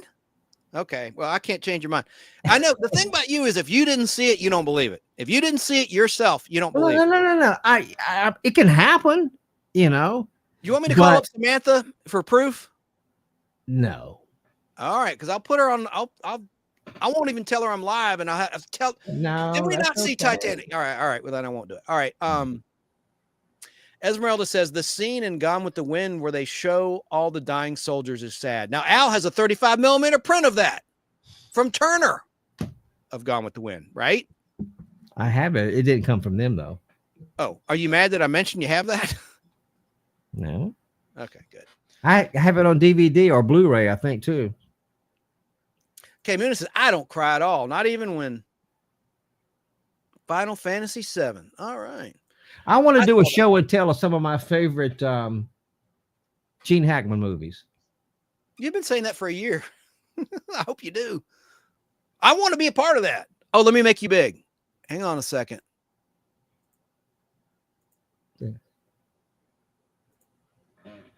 Lucky Lady. That's all right. You got a story about it, or it looks like it's sealed. No, it's not. It's Burt Reynolds and Liza Minnelli, and it's a Stanley Donen film, and it's so much fun. It's a screwball movie, and it takes place during Prohibition, and they run illegal booze. Cool. Kind of like Lawless, the movie I'm in, where I tarred and feathered the bootlegger. I played the henchman of Charles Rake's Rake. Another great Gene Hackman movie, Mississippi Burning. That's a very disturbing film. It is, but it's a wonderful movie. There it is. And of course, everybody's favorite. I love Poseidon Adventure, 20th Century Fox, the original. Not the 2005 remake. No, this is. How many lives are you going to take? Remember, he sacrifices himself, spoiler alert. And Gene Hackman, for those that have seen another great one, Crimson Tide. Yeah, Denzel, right? Yes, that's a wonderful movie. But listen, Joe, K. Moonen, of all things, in Poseidon Adventure, Gene Hackman plays a preacher, but he's like a badass preacher with a survival instinct galore. I hate it when he died. Spoiler alert! Yeah, how many lives are you gonna take? And I like I like quirky movies, and this is the last one. But I like Gene Hackman and the Royal Tenenbaums. I did too. I saw it in the theater. That's a Wes Anderson movie. But do you know who Pamela Sue Martin is? She went on to play Nancy Drew. When she screams, she's in Poseidon Adventure, right? Her scream is piercing and it's gut wrenching when he dies. Her reaction, that was like some of the best acting I'd ever seen. Oh, anyway. One more thing I want to show you. All right. There's a movie. I just, I buy Blu-rays and stuff a lot. But did you ever see a movie called Hundreds of Beavers? Oh my goodness. No, sir. This is a family show. What are you talking about? No. This is a terrific movie. Is it by Larry Flint? What are you talking about, sir? Oh, cool. It's a kids film. It's a movie. It's a live action movie, but the beavers are in costumes, and it's about a guy in the wilderness fighting beavers. And it's a takeoff on the old silent movies. And Gene Hackman's in it? No. That's just then what are you talking about? I'm joking with you. There's the beavers, and then it's got a little booklet with it. Okay. This movie is just like, let's see here. It's the funniest movie. Can you hold it a little closer to the camera? There you go. You got better lighting too when you did that. Look at that. Oh yeah, they're cute. What year? It's the funny. It came out in 2023, but it's the funniest movie. You will die laughing watching it. And it comes with 2 discs. You know what? I think that's probably the second best thing I'd like to die while doing is laughing. Oh my God, it's just hilarious. It's and it's a hard disc to find. This cost me $30. And is it Blu-ray or just DVD? It's Blu-ray. I see it. I see the logo. Cool. Yes. You splurge. You usually buy cheap DVD. But it's actually sort of, but it's the Plaza Theater played it, and so it's great. I mean, shout out to the owner. Say the owner's name if you don't mind, sir, of the Plaza Theater and Terra Theater currently. Christopher Escobar. He's a stand-up guy. He's really done a lot of cool stuff for you. Well, no, he's a great guy. I really do like him. You can go back to the 2 screens now. Okie dokie. Okay. I'm playing Tom Williams. I'm directing. I always direct. Well, just look up Hundreds of Beavers. The trailer's on YouTube, and it's funny as shit. Yep. All right, I will. I'd never even heard of the thing. Well, it's an oddball movie. It didn't get wide release. Joe Gutfeld says, I saw that Flash Gordon film. Only some of your comments pop up from Facebook on StreamYard, by the way, because I went to Facebook a moment ago, and I'm like, you're saying that the Mets are up 7-1 over the Braves or something. StreamYard's weird. It doesn't populate every Facebook remark. So never think I'm ignoring you. I always see it after the fact, and then I'll reply or whatever. Came on, and he says, Poseidon sounds interesting. Would you be shocked if I told you I've never heard of any of those movies until today? Well, that's why I'm glad you're here, man. We're an educational program. You're making me feel old. On Fistful of Radio, I played my 50th Jaws anniversary. I did live last Friday, but then I played the very first Podblast, Al Hardee, that we did together on June 15th, 2019 in your very studio. I replayed it.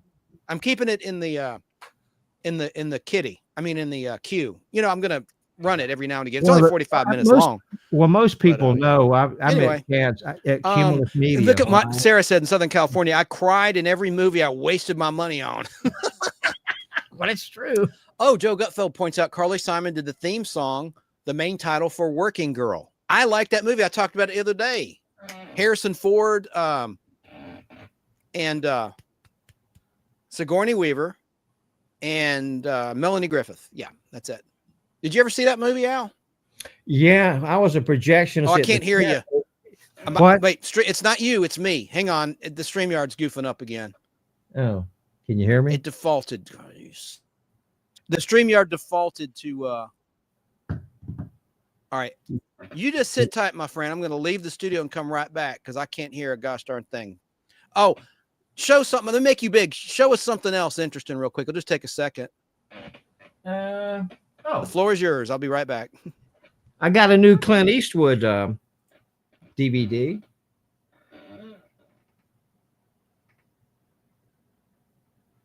Now this one has a fistful of dollars for a few dollars more. The good, the bad, and the ugly, and hang 'em high. Now I had these movies already on DVD, but they were the old style DVDs where one side was full frame, one side was widescreen, and the image on a big flat screen TV is too small. And so those DVDs were made before we had the big flat screens. And so I found this collection on Amazon. It was only $8. Very cool. Can you hear me? StreamYard defaulted my mic. I cannot stand when it does this, and my camera shot. Okay, I'm back. So that's very cool. Thank you for sharing now. Well, what happens, you know, in physical media, you know, DVDs have been around for a long time. But if you remember, DVDs in the day earlier, they weren't made for flat screen TVs that we have today. They were made for regular television, right? Yes, they were. And most of the DVDs had two sides. They would have a widescreen size and a full screen size. And you could watch either or. And these Clint Eastwood movies that I had were that way. And this one is they're full frame. They're like they should be. So this was a new release. It's got them. I like that layout. Yeah. On the back. Look at the back. I like the layout, and you see the full frame, like you're saying. Yeah. Yeah. That's how on the top. So. And you know what? We don't want to jinx him, man, but I'm so glad Clint Eastwood's still around and making movies. I hope he lives to be 100 and beyond. What was a movie he shot in Atlanta that I've never watched about the bomber? Oh, you said a keyword I shouldn't say on my show. No. Yeah, Jewel. Richard Jewell. Richard Jewell, yes. I never saw that movie. You know, I need to. Really? And someone we work with at Cumulus. I've never watched it. And someone we work with at Cumulus is a day player in that movie. He's in almost all the Clint Eastwood movies. Talking about Adam Drescher. Is Adam Drescher in it? Yeah, he has a small part. I'll have to watch it. He was our traffic reporter at 106.7. That's right. I remember him now. Yeah. There you go. He was a nice guy. We worked with him for like 5 years. No, I think he left. No, they cleaned house. Remember when they changed news radio to the New Talk, I think he got let go and a lot of other right. He did traffic because he loved movies and he was always working on movies on the side. You know. Yes, he was. I mentioned Donnie Marie a while ago, so Sarah's just got to say Donnie Marie, her brother and sister, right there. So ooh. All right. Giggle, giggle. I love Donnie Marie, and that was the best show I ever saw in Las Vegas at the Flamingo and November 20th, 2017. It was fantastic. I met both of them. You know how I met them? How? When I was working at Kicks, when they were owned by ABC Disney, and they owned Y106, which later became a new, Rhubarb was doing mornings on 106.7. And Donnie Marie were in town for a show or something. And I was doing production that day, and they came up. It was on the morning show. And so after they were on the morning show with Rhubarb, they came in the production room and cut some promos and stuff. So I had a chance to meet them. Oh my, you've never mentioned that to me. And that's the honest to God truth. Yes, I met them. They were really nice, you know. We need to do this more often because I'm unlocking all these memories of yours, and you never told me that. And I'm a Donnie Marie fan. Well, Moby was down on 101.5, and Rhubarb was over at 106.7. We were in the same building. And so after they finished on Rhubarb, they went down and did an interview with Moby. But I recorded those interviews and the promos they did for 106.7. That's so cool. Do you have them anywhere? Did you say I don't know. I probably don't. I mean, I've got some reels of stuff. I might. I don't know. Were they nice? Oh, yeah. And one time when I was in Burbank, California with Samantha in 2007, we were staying at the Burbank Marriott. And this is so strange, Al. Out of the blue, the valet gives me a Mormon Bible signed by Donny Osmond. I think he was trying to spread the word. I think he was a Mormon guy or really religious or something. They were Mormon. And I didn't even mention that I'm a Donnie Marie fan, among other things I'm fans of. I like harder music too, like Metallica, don't misunderstand. But I just thought they had mega talent, both of them. And I had a big crush on Marie growing up. You know who else is Mormon? A lot of people. But who you got in mind? Ken Jennings, the host of Jeopardy. I didn't know that. He's Mormon, yeah. And Mormons, they don't drink coffee generally. The caffeine's a no-no. Of course, Right. alcohol's a no-no. I think that's interesting. Anyway, and they have a lot of kids, them and Catholics, right? They don't necessarily believe in birth control. But I digress. No, Catholics love to drink. Oh, well, Catholics do, yes. Oh, yeah. But they both have in common, they're very prolific. Well, I'm Catholic, but I really don't drink. I mean, you're Catholic, we wouldn't know it, but you like to drink. Well, I was baptized Easter 2018. Anyway, I took RCIA, but that's another story. But I went to Chance's confirmation when he became. I kind of fell off. All right, so Joe Gutfeld agrees with you. Says Goldfinger is also my favorite Bond song and movie. No, Goldfinger is it's a great song. It's my favorite. It's a good movie too. The third Bond film in the franchise, in production order. I like the remember the guy that the Odd Job. Yes. With the hat. Yes. Great villain.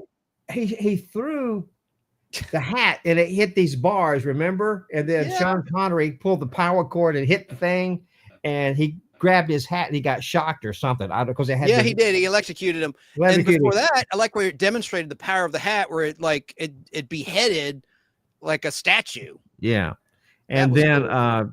Sean Connery says, "Shocking, isn't it?" Yes. Awesome catchphrase. Great. Yeah. All right, so let me just get some comments. Kay Moonen said, if a movie got ruined after 3 hours nowadays, there would be riots for weeks. Yeah, and the film it really did break when we saw Titanic. I mean, Samantha and this is the first time we saw the damn movie. We're like, are you kidding me? Right when the ship went down. Enough said. Joe Gutfeld said, Gone with the Wind. It had to happen when the ship was sinking. That's just so hard to believe. But it did. Think about it. It's towards the end of the movie. You know how those platters work and only hold so much film. Well, someone didn't account for that. You can put a 3.5 hour movie on a platter, Well, somebody effed up and they had to refund everybody's money. And that is a historical fact. You just ask old Bill Tush, because he talked about it separately. And I said, are you kidding me? You were there? I was there too. Anyway. What theater was it? Where was it at? I already said the General Cinema, which is now ironically the Tush Cinema that Bill Tush runs. The Sandy Springs. Yeah, when it opened, it was a General Cinema. And then it was a LaFont, rather. It was a LaFont theater after that. LaFont bought it, yes. Yep. See, I'm unlocking your memories, right? I know you still don't believe me about the film breaking at that particular point in the movie, but it had to break when the ship was sinking. That's weird. That's the irony. All right, Joe Gutfeld in New York State says, New York City, Gone with the Wind is one of the greatest movies ever. Definitely. Well, they still say it's the greatest movie ever made. And remember how Ted Turner would run it all day long. He had a modern cinema he opened up at CNN Center, and they played Gone with the Wind. They kept Gone with the Wind. Well, they had one theater that showed it twice a day. Yep. Every day. BK still with us. Barry King, BK on the Air radio show, WBHF AM, says MGM and Amazon owns everything 007 now. So Never Say Never Again is now part of the official James Bond catalog. Good fact. I did not know that, because that's a Warner Brothers movie. I didn't know they got control of that, because they bought MGM UA. MGM UA was one company. United Artists released the Bond movies. They were UA releases. And the Pink Panther movie. Wait, let me stop right there. Another big franchises. There's several. Pink Panther and Rocky. Those are all MGM UA. Please continue. Right. Well, they bought the MGM movies from, I think, 1980, the early 80s up until now. And the older MGM movies are owned by Time Warner. They kept the old library because they show a lot of those old MGM movies on Turner Classic Movies. But Time Warner owns the pre-80s MGM movies and United Artists movies. Yeah, and it's very strange. Unlike with Disney, when Disney bought Fox, 20th Century Fox, right, they bought everything lock, stock, and barrel. It is interesting, the MGM Amazon acquisition of the Amazon acquisition of United Artists and MGM. It's very unique because, like you just explained, it's sort of separated. There's a certain. I was working for Ted Turner when he bought MGM, and it became Turner Entertainment Company out there. But he bought the MGM library, and they have a studio right here in Atlanta, an Amazon studio. Yes. It's Movie over studio. that. It's off of 85, I believe, isn't it? Yep, I've never been there yet. And I was I can't mention it yet. Something I had to turn down. I didn't want to. Well, they be a stand-in on this built big over thing. there. It used to be General Motors used to be over there, but they tore it down and built the studios. They call it Third Rail Studios. Yep. Oh, the Mets finally beat the Braves for the first time this year. All right, Joe, celebrate. But we still won the war. The Braves won that series, and they swept the Mets when they were here last week in Atlanta. I'm kidding. I'm just teasing you. A little razzing. I like Class Action myself. Class Action. Is that with Gene Hackman? What? Is there a movie called Class Action? You're aware of? I'm Okay, sure forget there it. is. I'm not familiar with it. I don't know. Kay Moonen said Poseidon Adventure sounds interesting. Yeah, the ship capsizes. It's upside down, and so the survivors have to get to the bottom of the ship to escape and survive, and they keep dying one by one. I remember waiting in line to see that movie, Irwin Allen, to see the Poseidon Adventure. The same with the Towering Inferno. Yeah, and John Williams did the music of the Towering Inferno. That's when he was still, he'd done Fiddler on the Roof, which was a big hit before that, but that was just before he became mega famous for Jaws, and then of course Star Wars and Superman the movie and Raiders of the Lost Ark, et cetera, et cetera, et cetera. Harry Potter movies, all that. Yeah, you would like, because it's an all-star cast, but see, Kay Moonen's not gonna know these people. He's not gonna know who Shelley Winters is. He's not gonna know or appreciate Ernest Borgnine. Pamela Sue Martin. You know what? Favorite Shelley Winters. The movie that I liked her in is a movie called Who Slew Auntie Roo. Oh yeah, I've never even heard. Did you ever see that? I never even heard of it. Oh, it's great. The kid that played in Oliver, I forget his name. Can I have some more? Yeah. But Who Slew Auntie Roo? It was a fun movie, and she was a witch. Aunt Roo was a witch. Quick trivia about Shelley Winters for you. What? I'm not trying to put you on the spot. What was the character she played in Adam West's Batman? That I don't remember. Ma Parker. She had like a prison uniform on, black bars, black and white. Looks like piano keys, and she had a machine gun. Anyway, right. She was a Batman villainess. Shelley Winters was a good actor. I liked her a lot. Yeah, and then who else was in? There were so many great stars. Rodney, one of your favorites, Roddy McDowell, is in Poseidon Adventure. He was a big film collector. Did you know that? Yeah. He had all the Planet of the Apes TV series he did. Yeah, and this is at the height of Planet of the Apes when the Planet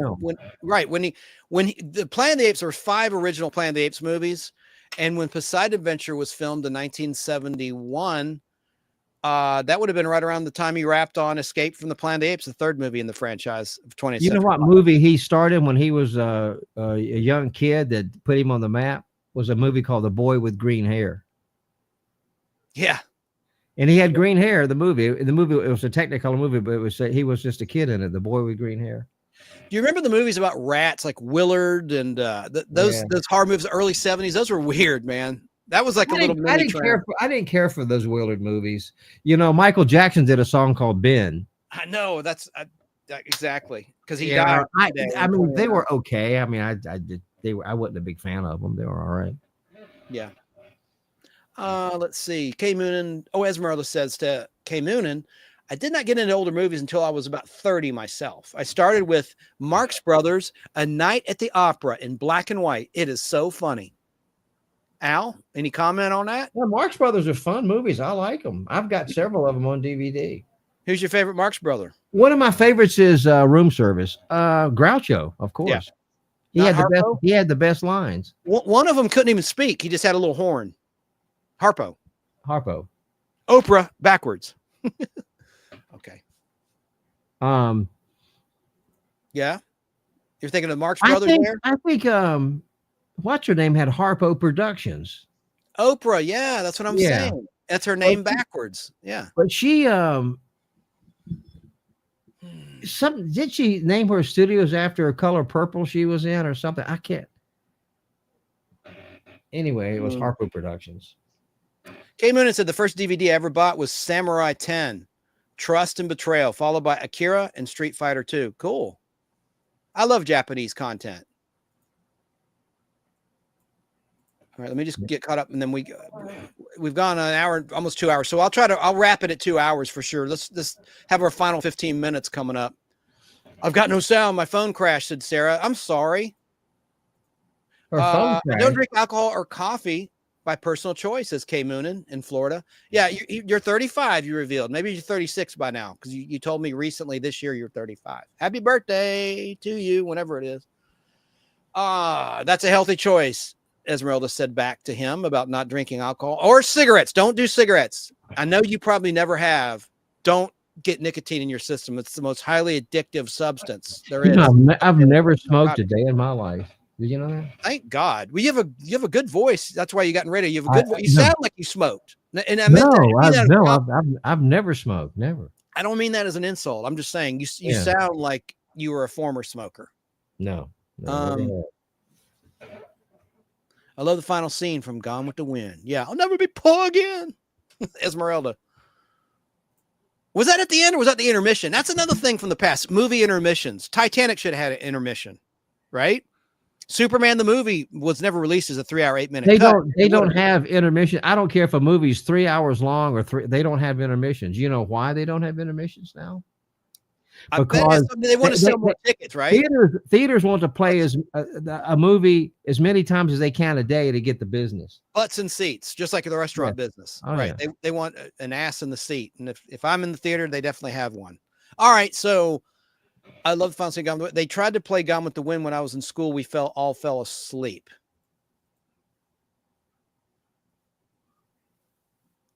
Oh, I got a little I am so old. How old are you? At K Moonen. I am so old. How old are you, Esmeralda? They took my class to the local theater to see Gone with the Wind. Her age. What? You never ask a woman her age. I'm not. She volunteered this information. I see. Esmeralda says to K Moonen, who's 35. Esmeralda's older than 35. I'm so old. How old are you? I'm so old. They took my class to the local theater to see Gone with the Wind.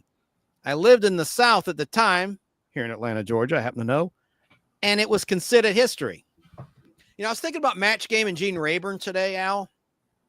And remember, he would always trash hot dogs. I thought about this today. I considered going to Costco to do some shopping, and I pondered maybe for lunch having a Costco hot dog. I always take it home and make corn. I like to have cream corn with it, so I have something healthy with it.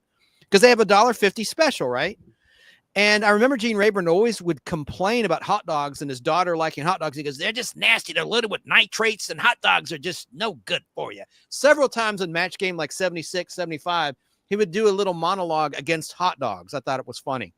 And then Richard Dawson did one several times against McDonald's. He goes, my son Gary loves McDonald's. It's just garbage. He goes, those aren't real hamburgers. I don't know. Anyway, I digress. So Esmeralda, and then this is from Twitch. It looks like spam though. Oh well. Look at some more comments here. Don't worry, Chance. I'm 100% clean. Will remain that way. Good for you. Don't do drugs, like Nancy Reagan said. Just say no to drugs. Don't do drugs. Don't smoke. Don't drink. It sounds like you're on the right path. You don't need a clown like me telling you that. Sounds like you're on the straight and narrow, and that's a good thing. My mother nature made sure I would not smoke. I'm allergic. I'm allergic. I'm allergic. I'm allergic. I'm allergic. My mother nature. I would say she's allergic to cigarettes. That's pretty interesting. All right, then let's look at. See if there's any other images I wanted to share with you, Al, and start to wrap because I do want to keep this at 2 hours. Look on the screen. Look at the Jaws 2 card. I showed this last time, but here's some Jaws stuff. I stole this from your Facebook, Al. You know, I had original Jaws 1 sheet, and had past tense. I Space Giants. I gave it to my friend Marty for as a gift because that's his favorite movie, and so he had it framed, and it looks wonderful in the frame he put. It's got a red border around it, and he did had it framed. It's but I gave it to him because that was his favorite movie. It was I think it was a birthday or Christmas present one. That's nice. And thanks, K Moon. It says, Chance, you're a cool dude. Give yourself credit. I don't know about that, but I appreciate it and I'll take it. Yeah. So we talked about Carly Simon. We talked about June Lockhart turning 100. I did want to ask you this. I'm over it now, but I was on a Saturday Night Fever kick, and there's Fran Drescher at 19 years old in 1976. Thoughts on Saturday Night Fever? That was one of the, I think it's the first movie, if not the only R-rated movie that was also released as a PG movie cut. They cut it as a PG rated alternative. I have the original one sheet frame downstairs of Saturday. Do you remember it being in theaters as PG and as R, and you could choose which version you saw? I saw it in the theaters, but I guess I saw the original version. I don't know. I think it was the R version I saw. Okay. Well, then that's all I got to say about that. And I already mentioned this on my show, but I got from Japan for $3.99 a Japanese import of the double soundtrack album, and it cost $24 to ship. I got it in 3 days from Tokyo to Atlanta, Georgia. That's I've got that album. I've got that album. Why did you get look at that cool Japanese little that is like a paper thing. You can slide it off. I love that yellow Japanese doohickey. That it looks like a Miss America, like Miss Georgia, like a little sachet thing or something. I don't know. Yeah. What did you think of this movie, Dazed and Confused? I love it. I liked it. Don't see it, K-Moon, and it's about bad things. All right, so make sure I got everything. It's on Prime, Amazon Prime right now. Dazed and Confused, because it's made about the year 1976. That's my favorite year. I teased that earlier. The reason being, it's the bicentennial year of the country, 1976. But you had Star Wars in production, and Star Wars changed everything for me. I'm a big Star Wars geek.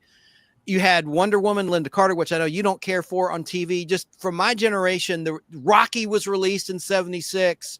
There was so much. Space 1999 season 2 was in production at Pinewood Studios in England. We went to see Wonder Woman. Remember, we didn't care for it. You didn't care for it. I mean, you're talking about Wonder Woman 1984. Nobody cared for it. Yeah, but that's Chance and I went to the theater to see it, and I didn't care for it. The Linda Carter cameo was the only high point of it, and they got the mall right. I like the 1984 shopping mall scenes, her little stunt swinging in the air. But I agree, and it was stupid how they brought Steve Trevor back. I don't want to go on about that. I don't want to waste time talking about it, but it was dumb. Anyone who saw it knows what I'm talking about, and we can leave it at that. Because she's immortal, he's not. So they had to somehow bring him back, just like in the Linda Carter show. But they had it where it was Steve Trevor's grandson or son, his son, in the night when CBS bought Wonder Woman or picked it up from ABC when Fred Silverman canceled it, and he also canceled the Bionic Woman, which went to NBC. They had to update it. They decided to set it in the modern day at that time, 1977, 78, and 79. And so they made it where Steve Trevor's son was the head of the IADC, a federal agency. Anyway, so I thought I bought it, I bought that premise, but what they did in Wonder Woman 84 to make Steve Trevor in 1984, when obviously the original one would be dead or an old man, was stupid. And we'll leave it at that. Thoughts? Rick Clark says I was 15 in 1976. Linda Carter was so hot to Joe Gutfeld. Rick Clark said he thought June Lockhart was dead. No, she's 100. I got the soundtrack on 8-track, Saturday Night Fever, that is. No, she's 100 years of age. But I said this earlier, you may be tuning in late. She's supposedly has lost her eyesight, which is sad, but she's still alive. Still alive. Yeah, Linda Carter was the shizzle, that's for sure. I was 5 in 1976. Same here, Joe Gutfeld. We're the same age. We'll leave it at that. Because I don't want to. Oh my goodness. What? 5 in 1976. Let's look at let me see if there's any other videos and all these children on here. I kicked myself off the damn stream just then. Okay. Let me just look here and see if there's any clips I could play. Because we didn't do any prep. You called me on the phone. I said, you know what? Let's save this and go. No, there's no prep on the air and talk about this stuff. When you started telling me about these bad reviews for Superman, I knew I never talked about Lost in Space music comparison. I want you to hear. This will be the final thing. I just noticed the Lost in Space end credit music was kind of cheesy. I didn't care for it all that much. Which season? You had John Williams doing both. John Williams scored it. You had did you like the season 3 jazzy version? Dun, dun, dun, dun, dun, dun, dun, dun. It was okay. I'm really talking about the opening. You know, I didn't care for that. That's John Williams. I can't do it. You can't hum that one. The first Jill said his season 1 and birthday 2 is July opening. 14th.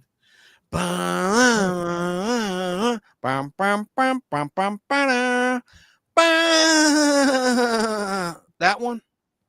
Yes. Does that make sense? Okay. I like the season 3 version, the jazzier version. Well, anyway, here's some incidental music by Alexander Courage. Talked about it earlier. I got all over the place and I digressed from it.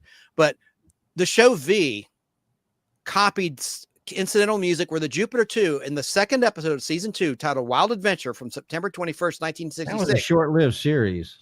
Lost in Space lasted 3 seasons. V, the series lasted 1 season, 19 episodes. I'm talking about V, it was a short series. Yes, it was 19 1-hour episodes after 2 successful TV movies of the week.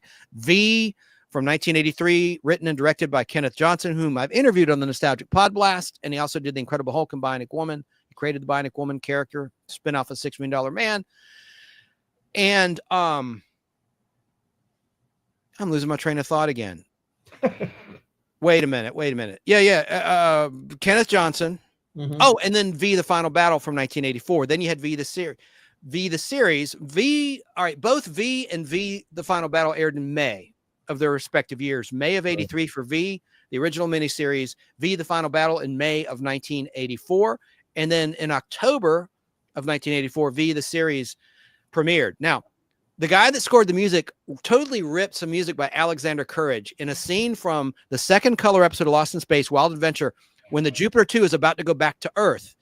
And unfortunately, the sun is in their way and they can't really maneuver around the sun. They get caught in the gravitational pull of the sun and they're going to collide with it. Listen to this music. This is a 2-minute clip.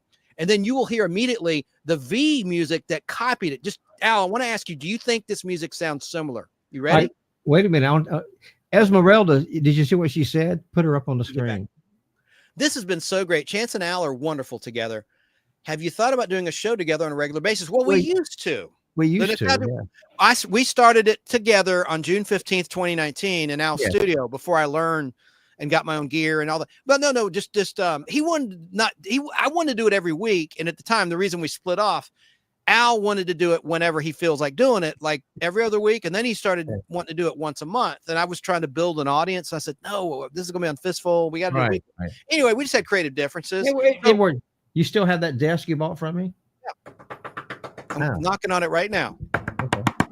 So yeah, and I love it. And it's from Ted Turner. This is a desk Al sold me for only $20. Yeah, I got it from Turner. Yeah. Yeah, from WTCG, WTBS. Yeah, we'll get together every now and again. Al, we'll do it again.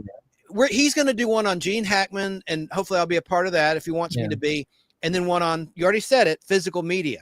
The advantages of physical media. Rick Clark says, I loved V. So did I. I got a great mint print of many of the 1-hour episodes. Mm-hmm. Happy Bastille Day, Joe. I had the toy of the Lost in Space robot. Oh, you mean this one? Here's one of them. Oh, it won't show up. I got to take. Whoa, let me take the background off. Wait a minute. Let me show you something. Oh.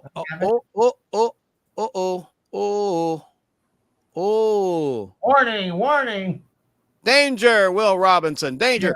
Who did the voice of the robot? I know you want Dick Tufeld, dubbed over Bob May. Bob May was the actor in the costume, uncredited. It's got a little remote. You put the batteries in, and he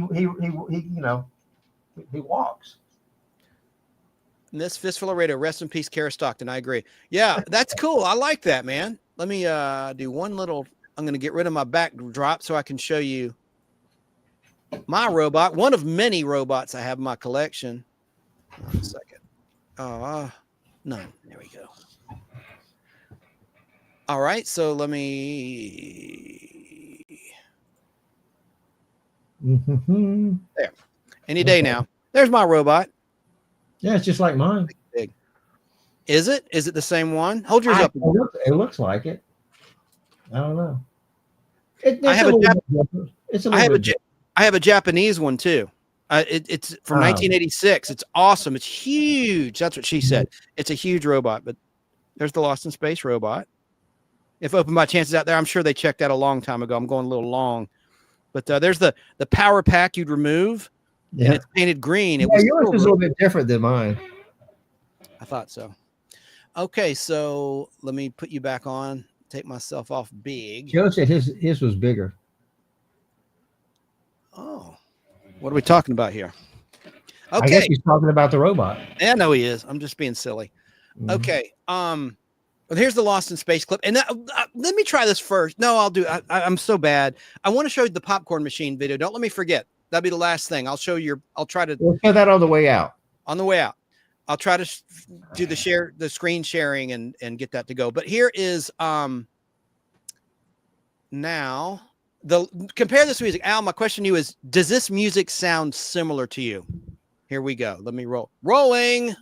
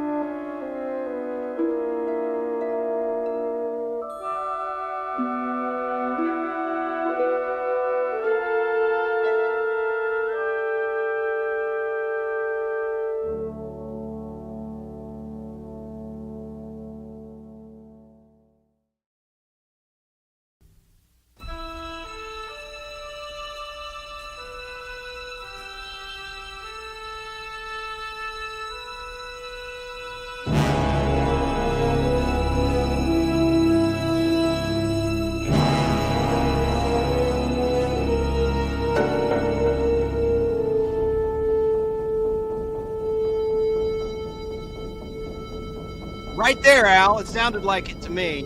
But hang on a second. Now you're going to hear a Psycho riff from Bernard Herrmann.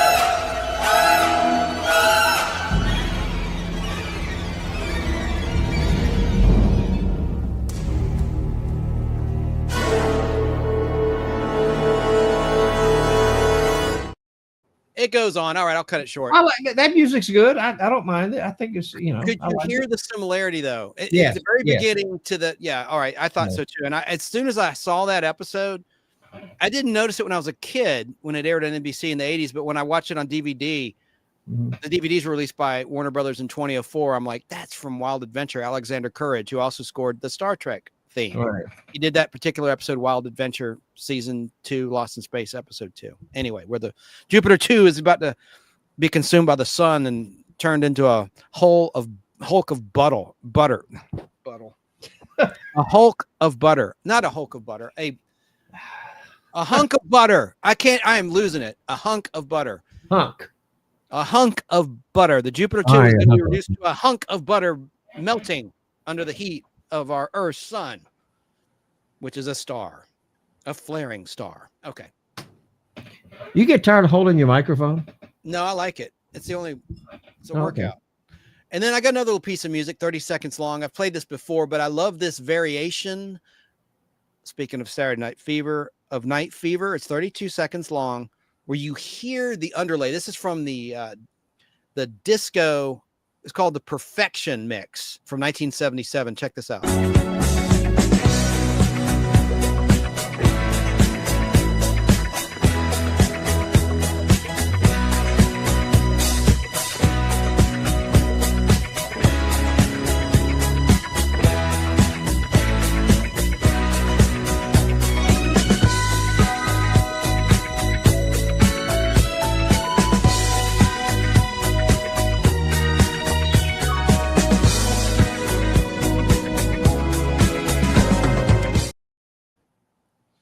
You know, RSO Records was big during the disco era. They released a lot of disco songs. And Stigwood, they did the Grease soundtrack as well. Yeah. And they're awesome. RSO. Well, we've gone 2 hours. Yeah, we have. And I'm going to try to play the popcorn machine video. Let me see if I can figure out how to do this. Present. Oh God. Present. Are you still out there, my flock? How do I do this?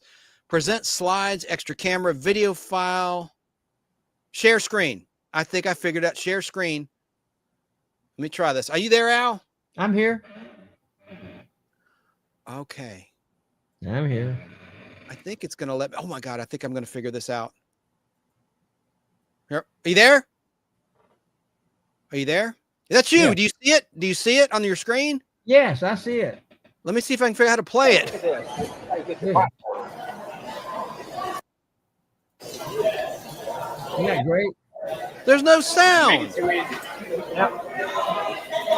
that? There's sound. I mean sound of your video, not our sounds. I can hear it on my end. Oh, okay, cool. Oh, I hear thunder.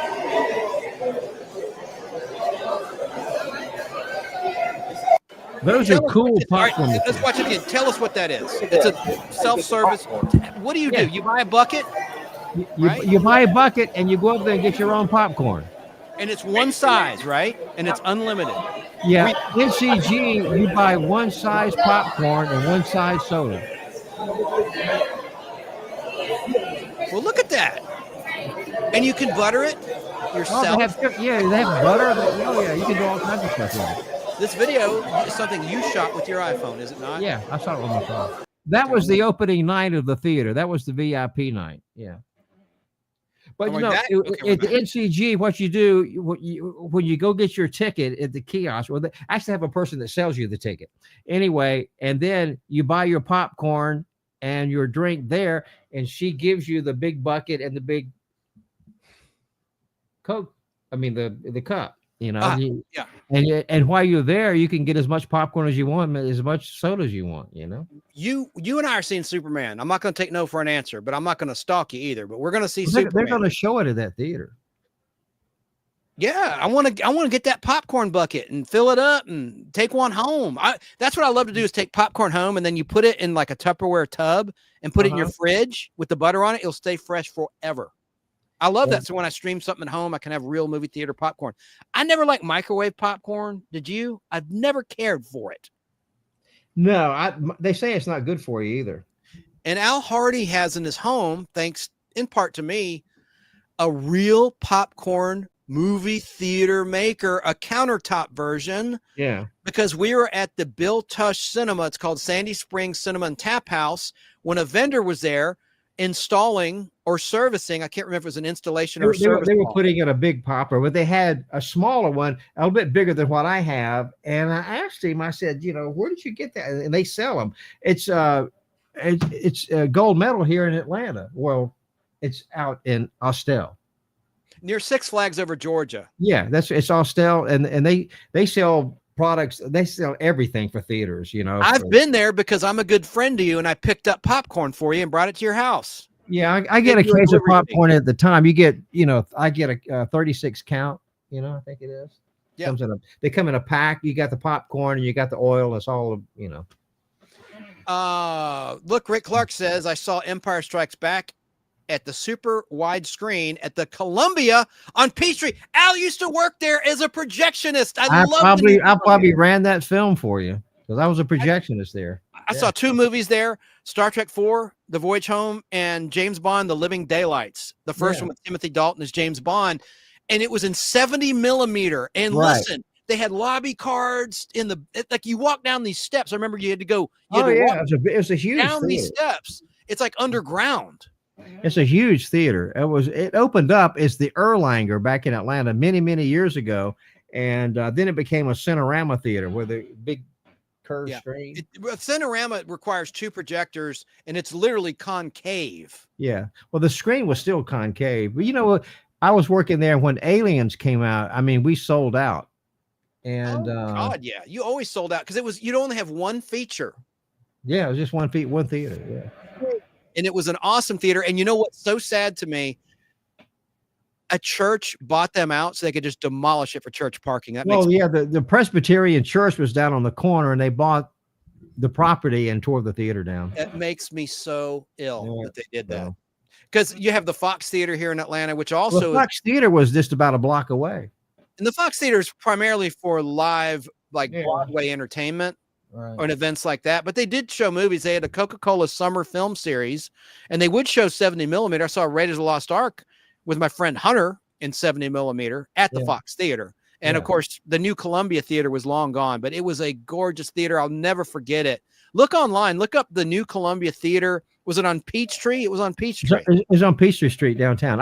I'll show you sometime. I've got a bunch of pictures of it. I can show you on camera sometime. Esmeralda, I used to live in the Atlanta area. I bet you remember the new Columbia Theater in Buckhead, Midtown. It was awesome. And she said, "Oh, now I'm envious. A real theater popcorn at home. That's what Al's got. He's got the real butter. He's got the real popcorn. It's friggin' awesome. Watch." And he's got a movie. He got a movie theater screen from Fitz Plaza, which he since replaced. I've just replaced it. But he's got a movie. It's the movie experience. He's got two 35 millimeter projectors. I've only got 16 millimeter. I never cared for 8 millimeter, but that's another story. I collected 8 millimeter as a kid. Yeah. I still. All right. Well, listen, it's been fun. We need to wrap it up. Yeah, Al, thanks for being here on the fly. I appreciate you agreeing to do this spontaneous pod blast, and we will definitely catch you soon. And we're going to see Superman together for sure. I'm going to hold you to it, sir, at that NCG in Gwinnett County in Snellville. When does it come out? July 11th, 2025. Okay. And it has reserved seating. And oh God, don't they have IMAX there or no? It's what they call Eclipse Theater. It's like an IMAX, and it's beautiful. It's a huge screen. I'm sure BK on the Air is no longer here, but it's funny because he'll be seeing it, Superman, at an NCG with his wife, another part of town, and we'll be seeing it. You're not my wife, but I'm just saying, at an NCG cinema in Gwinnett County, like miles away. I think that's funny. Let me just make sure I have the correct information. Superman 2025 release. I know I'm right, but you're making me doubt my July 11th, 2025 is the official release date of Superman, directed by James Gunn. All right, man. Well, I'm gonna well, thanks, Kay. I enjoyed the show. It was fun. Thank you, Esmeralda. It certainly was, and I'm glad that everyone tuned in. I didn't even do my keywords I normally do. I just whipped this together and pulled some trailers. So, Al, I'm going to let you go, man. I'm going to just continue on a couple more moments as I sign off with my outro music. But appreciate you, Al, and I'll give you a buzz tomorrow, okay? Well, I want to we'll do a show on Gene Hackman, and we'll do one on physical media. Sounds great. I would love to do that, and I'll even drive to your home studio so we can do that in person. Take care, man. Al. See you, everybody. Al Hardee. He's a real nice guy when he's in a good mood.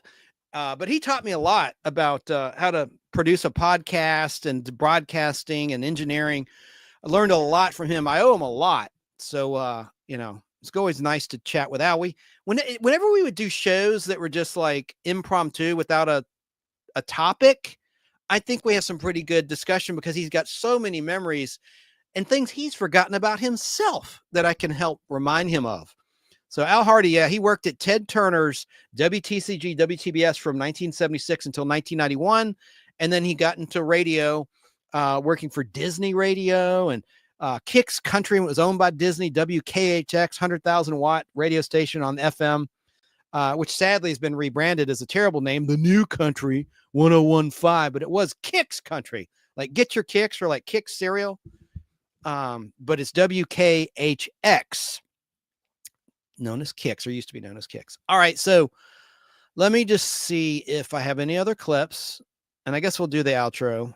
Oh, today I want to mention this is so local, but there's a place I love called Solar Slice Pizza. It's a retro nostalgic pizzeria. It opened up a year ago, and it's on Cobb Parkway across from the Piccadilly. You can get there off of I-75 North at the Marietta Roswell exit. You take the Marietta side, and then you go left onto Cobb Parkway, and it's right there on the left across from Piccadilly.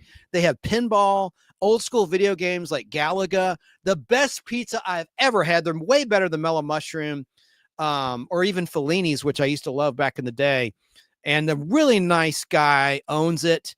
And he's always adding pinball machines. He's adding another one soon. He's got 8-Ball Deluxe. I played Taxi. I got 7 free games. I got 5 replays and 2 what they call specials playing Taxi today. And I got the high score on Teenage Mutant Ninja Turtles pinball game. And most importantly, while this is current, you can get 2 cheese slices and a drink for under $10 for $9.30 out the door, including tax. It's a very fair price. Most importantly, the pizza's delish. I know I've said that a couple times. And I got the high score on Galaga. My initials CCB are in there. I don't know for how much longer. I think he turns the video games off at night probably, and it mind wipes the game of the high scores. But the pinball machines, I don't know if people know this, have a little battery. They have AA batteries. So even when you turn the power off, in most cases, as long as there's fresh batteries in there, a pinball game, a more modern game, like say 1980s on, will retain the high score data, which is kind of cool, and the records. So had a great time there. And what's cool is they have a rewards program when you order, and I always pay cash, but you can use a card, obviously debit card, but they have a little mini kiosk thing like some donut shops have, and you get free after so many points, you get a free item. I've already gotten some freebies. So I think that's kind of cool. But I try to support this guy. It's a small business. I want him to be successful. I want him to become a franchisee. I hope it's so successful because he also has comic books on the wall, total nostalgia, along with the classic video arcade games he has that going for him too. And he has some cool like movie posters, and he has the Braves games on. If you're into baseball, or a movie he'll put on, it's a really cool place. And sorry, Georgians, they serve Pepsi, which I like. I like Pepsi. I'm a bad Georgian. I know a lot of people hate when I say that. That's just because my grandparents were in St. Louis, Missouri, and they gave me Pepsi in the glass bottles when I was a kid, and I just thought it always tasted better than Coke. Sorry. Also, I like shopping at Home Depot as opposed to I like shopping at Lowe's as opposed to Home Depot. Home Depot is a Georgia-based company. So that's sacrilege too. And I like to fly Southwest instead of Delta because I'm cheap. Anyway, but I digress. And Delta's an Atlanta, Georgia company as well. So I'm really bad in that regard. They'll say goodnight to the chat. Thank you for being here, Power Mod, Sarah. My Flock is everywhere out in Southern California. Really appreciate you being here and making sure no trolls came in. You could be a troll slayer. Flat Earth Jamie calls him troll killer. He's a troll killer, but I like troll slayer. I don't want to copy the man. Awesome show tonight. You have a wonderful week. Everyone, catch you all again. Thank you, K Moon. And I really appreciate y'all's input. Anyone who left a comment, I appreciate BK on the air being here. And everyone, thank you so much. And we'll see you next time on the Nostalgic Podblast. We've gone 2 hours, 17, almost 2 hours, 18 minutes. That's pretty good. And there were no trolls, no dragons. Now we're going to sign off with Louis Roy.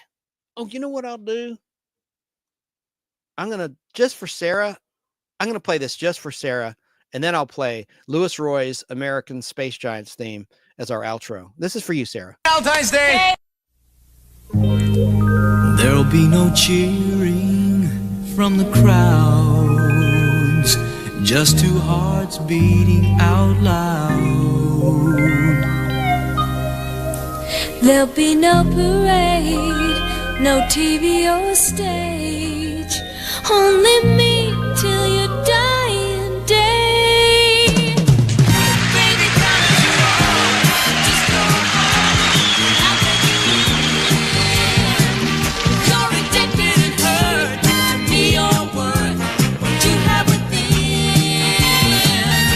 Now I don't need no superstar, 'cause I'll accept you as you are. You won't be denied, 'cause I'm satisfied with the love you inspire.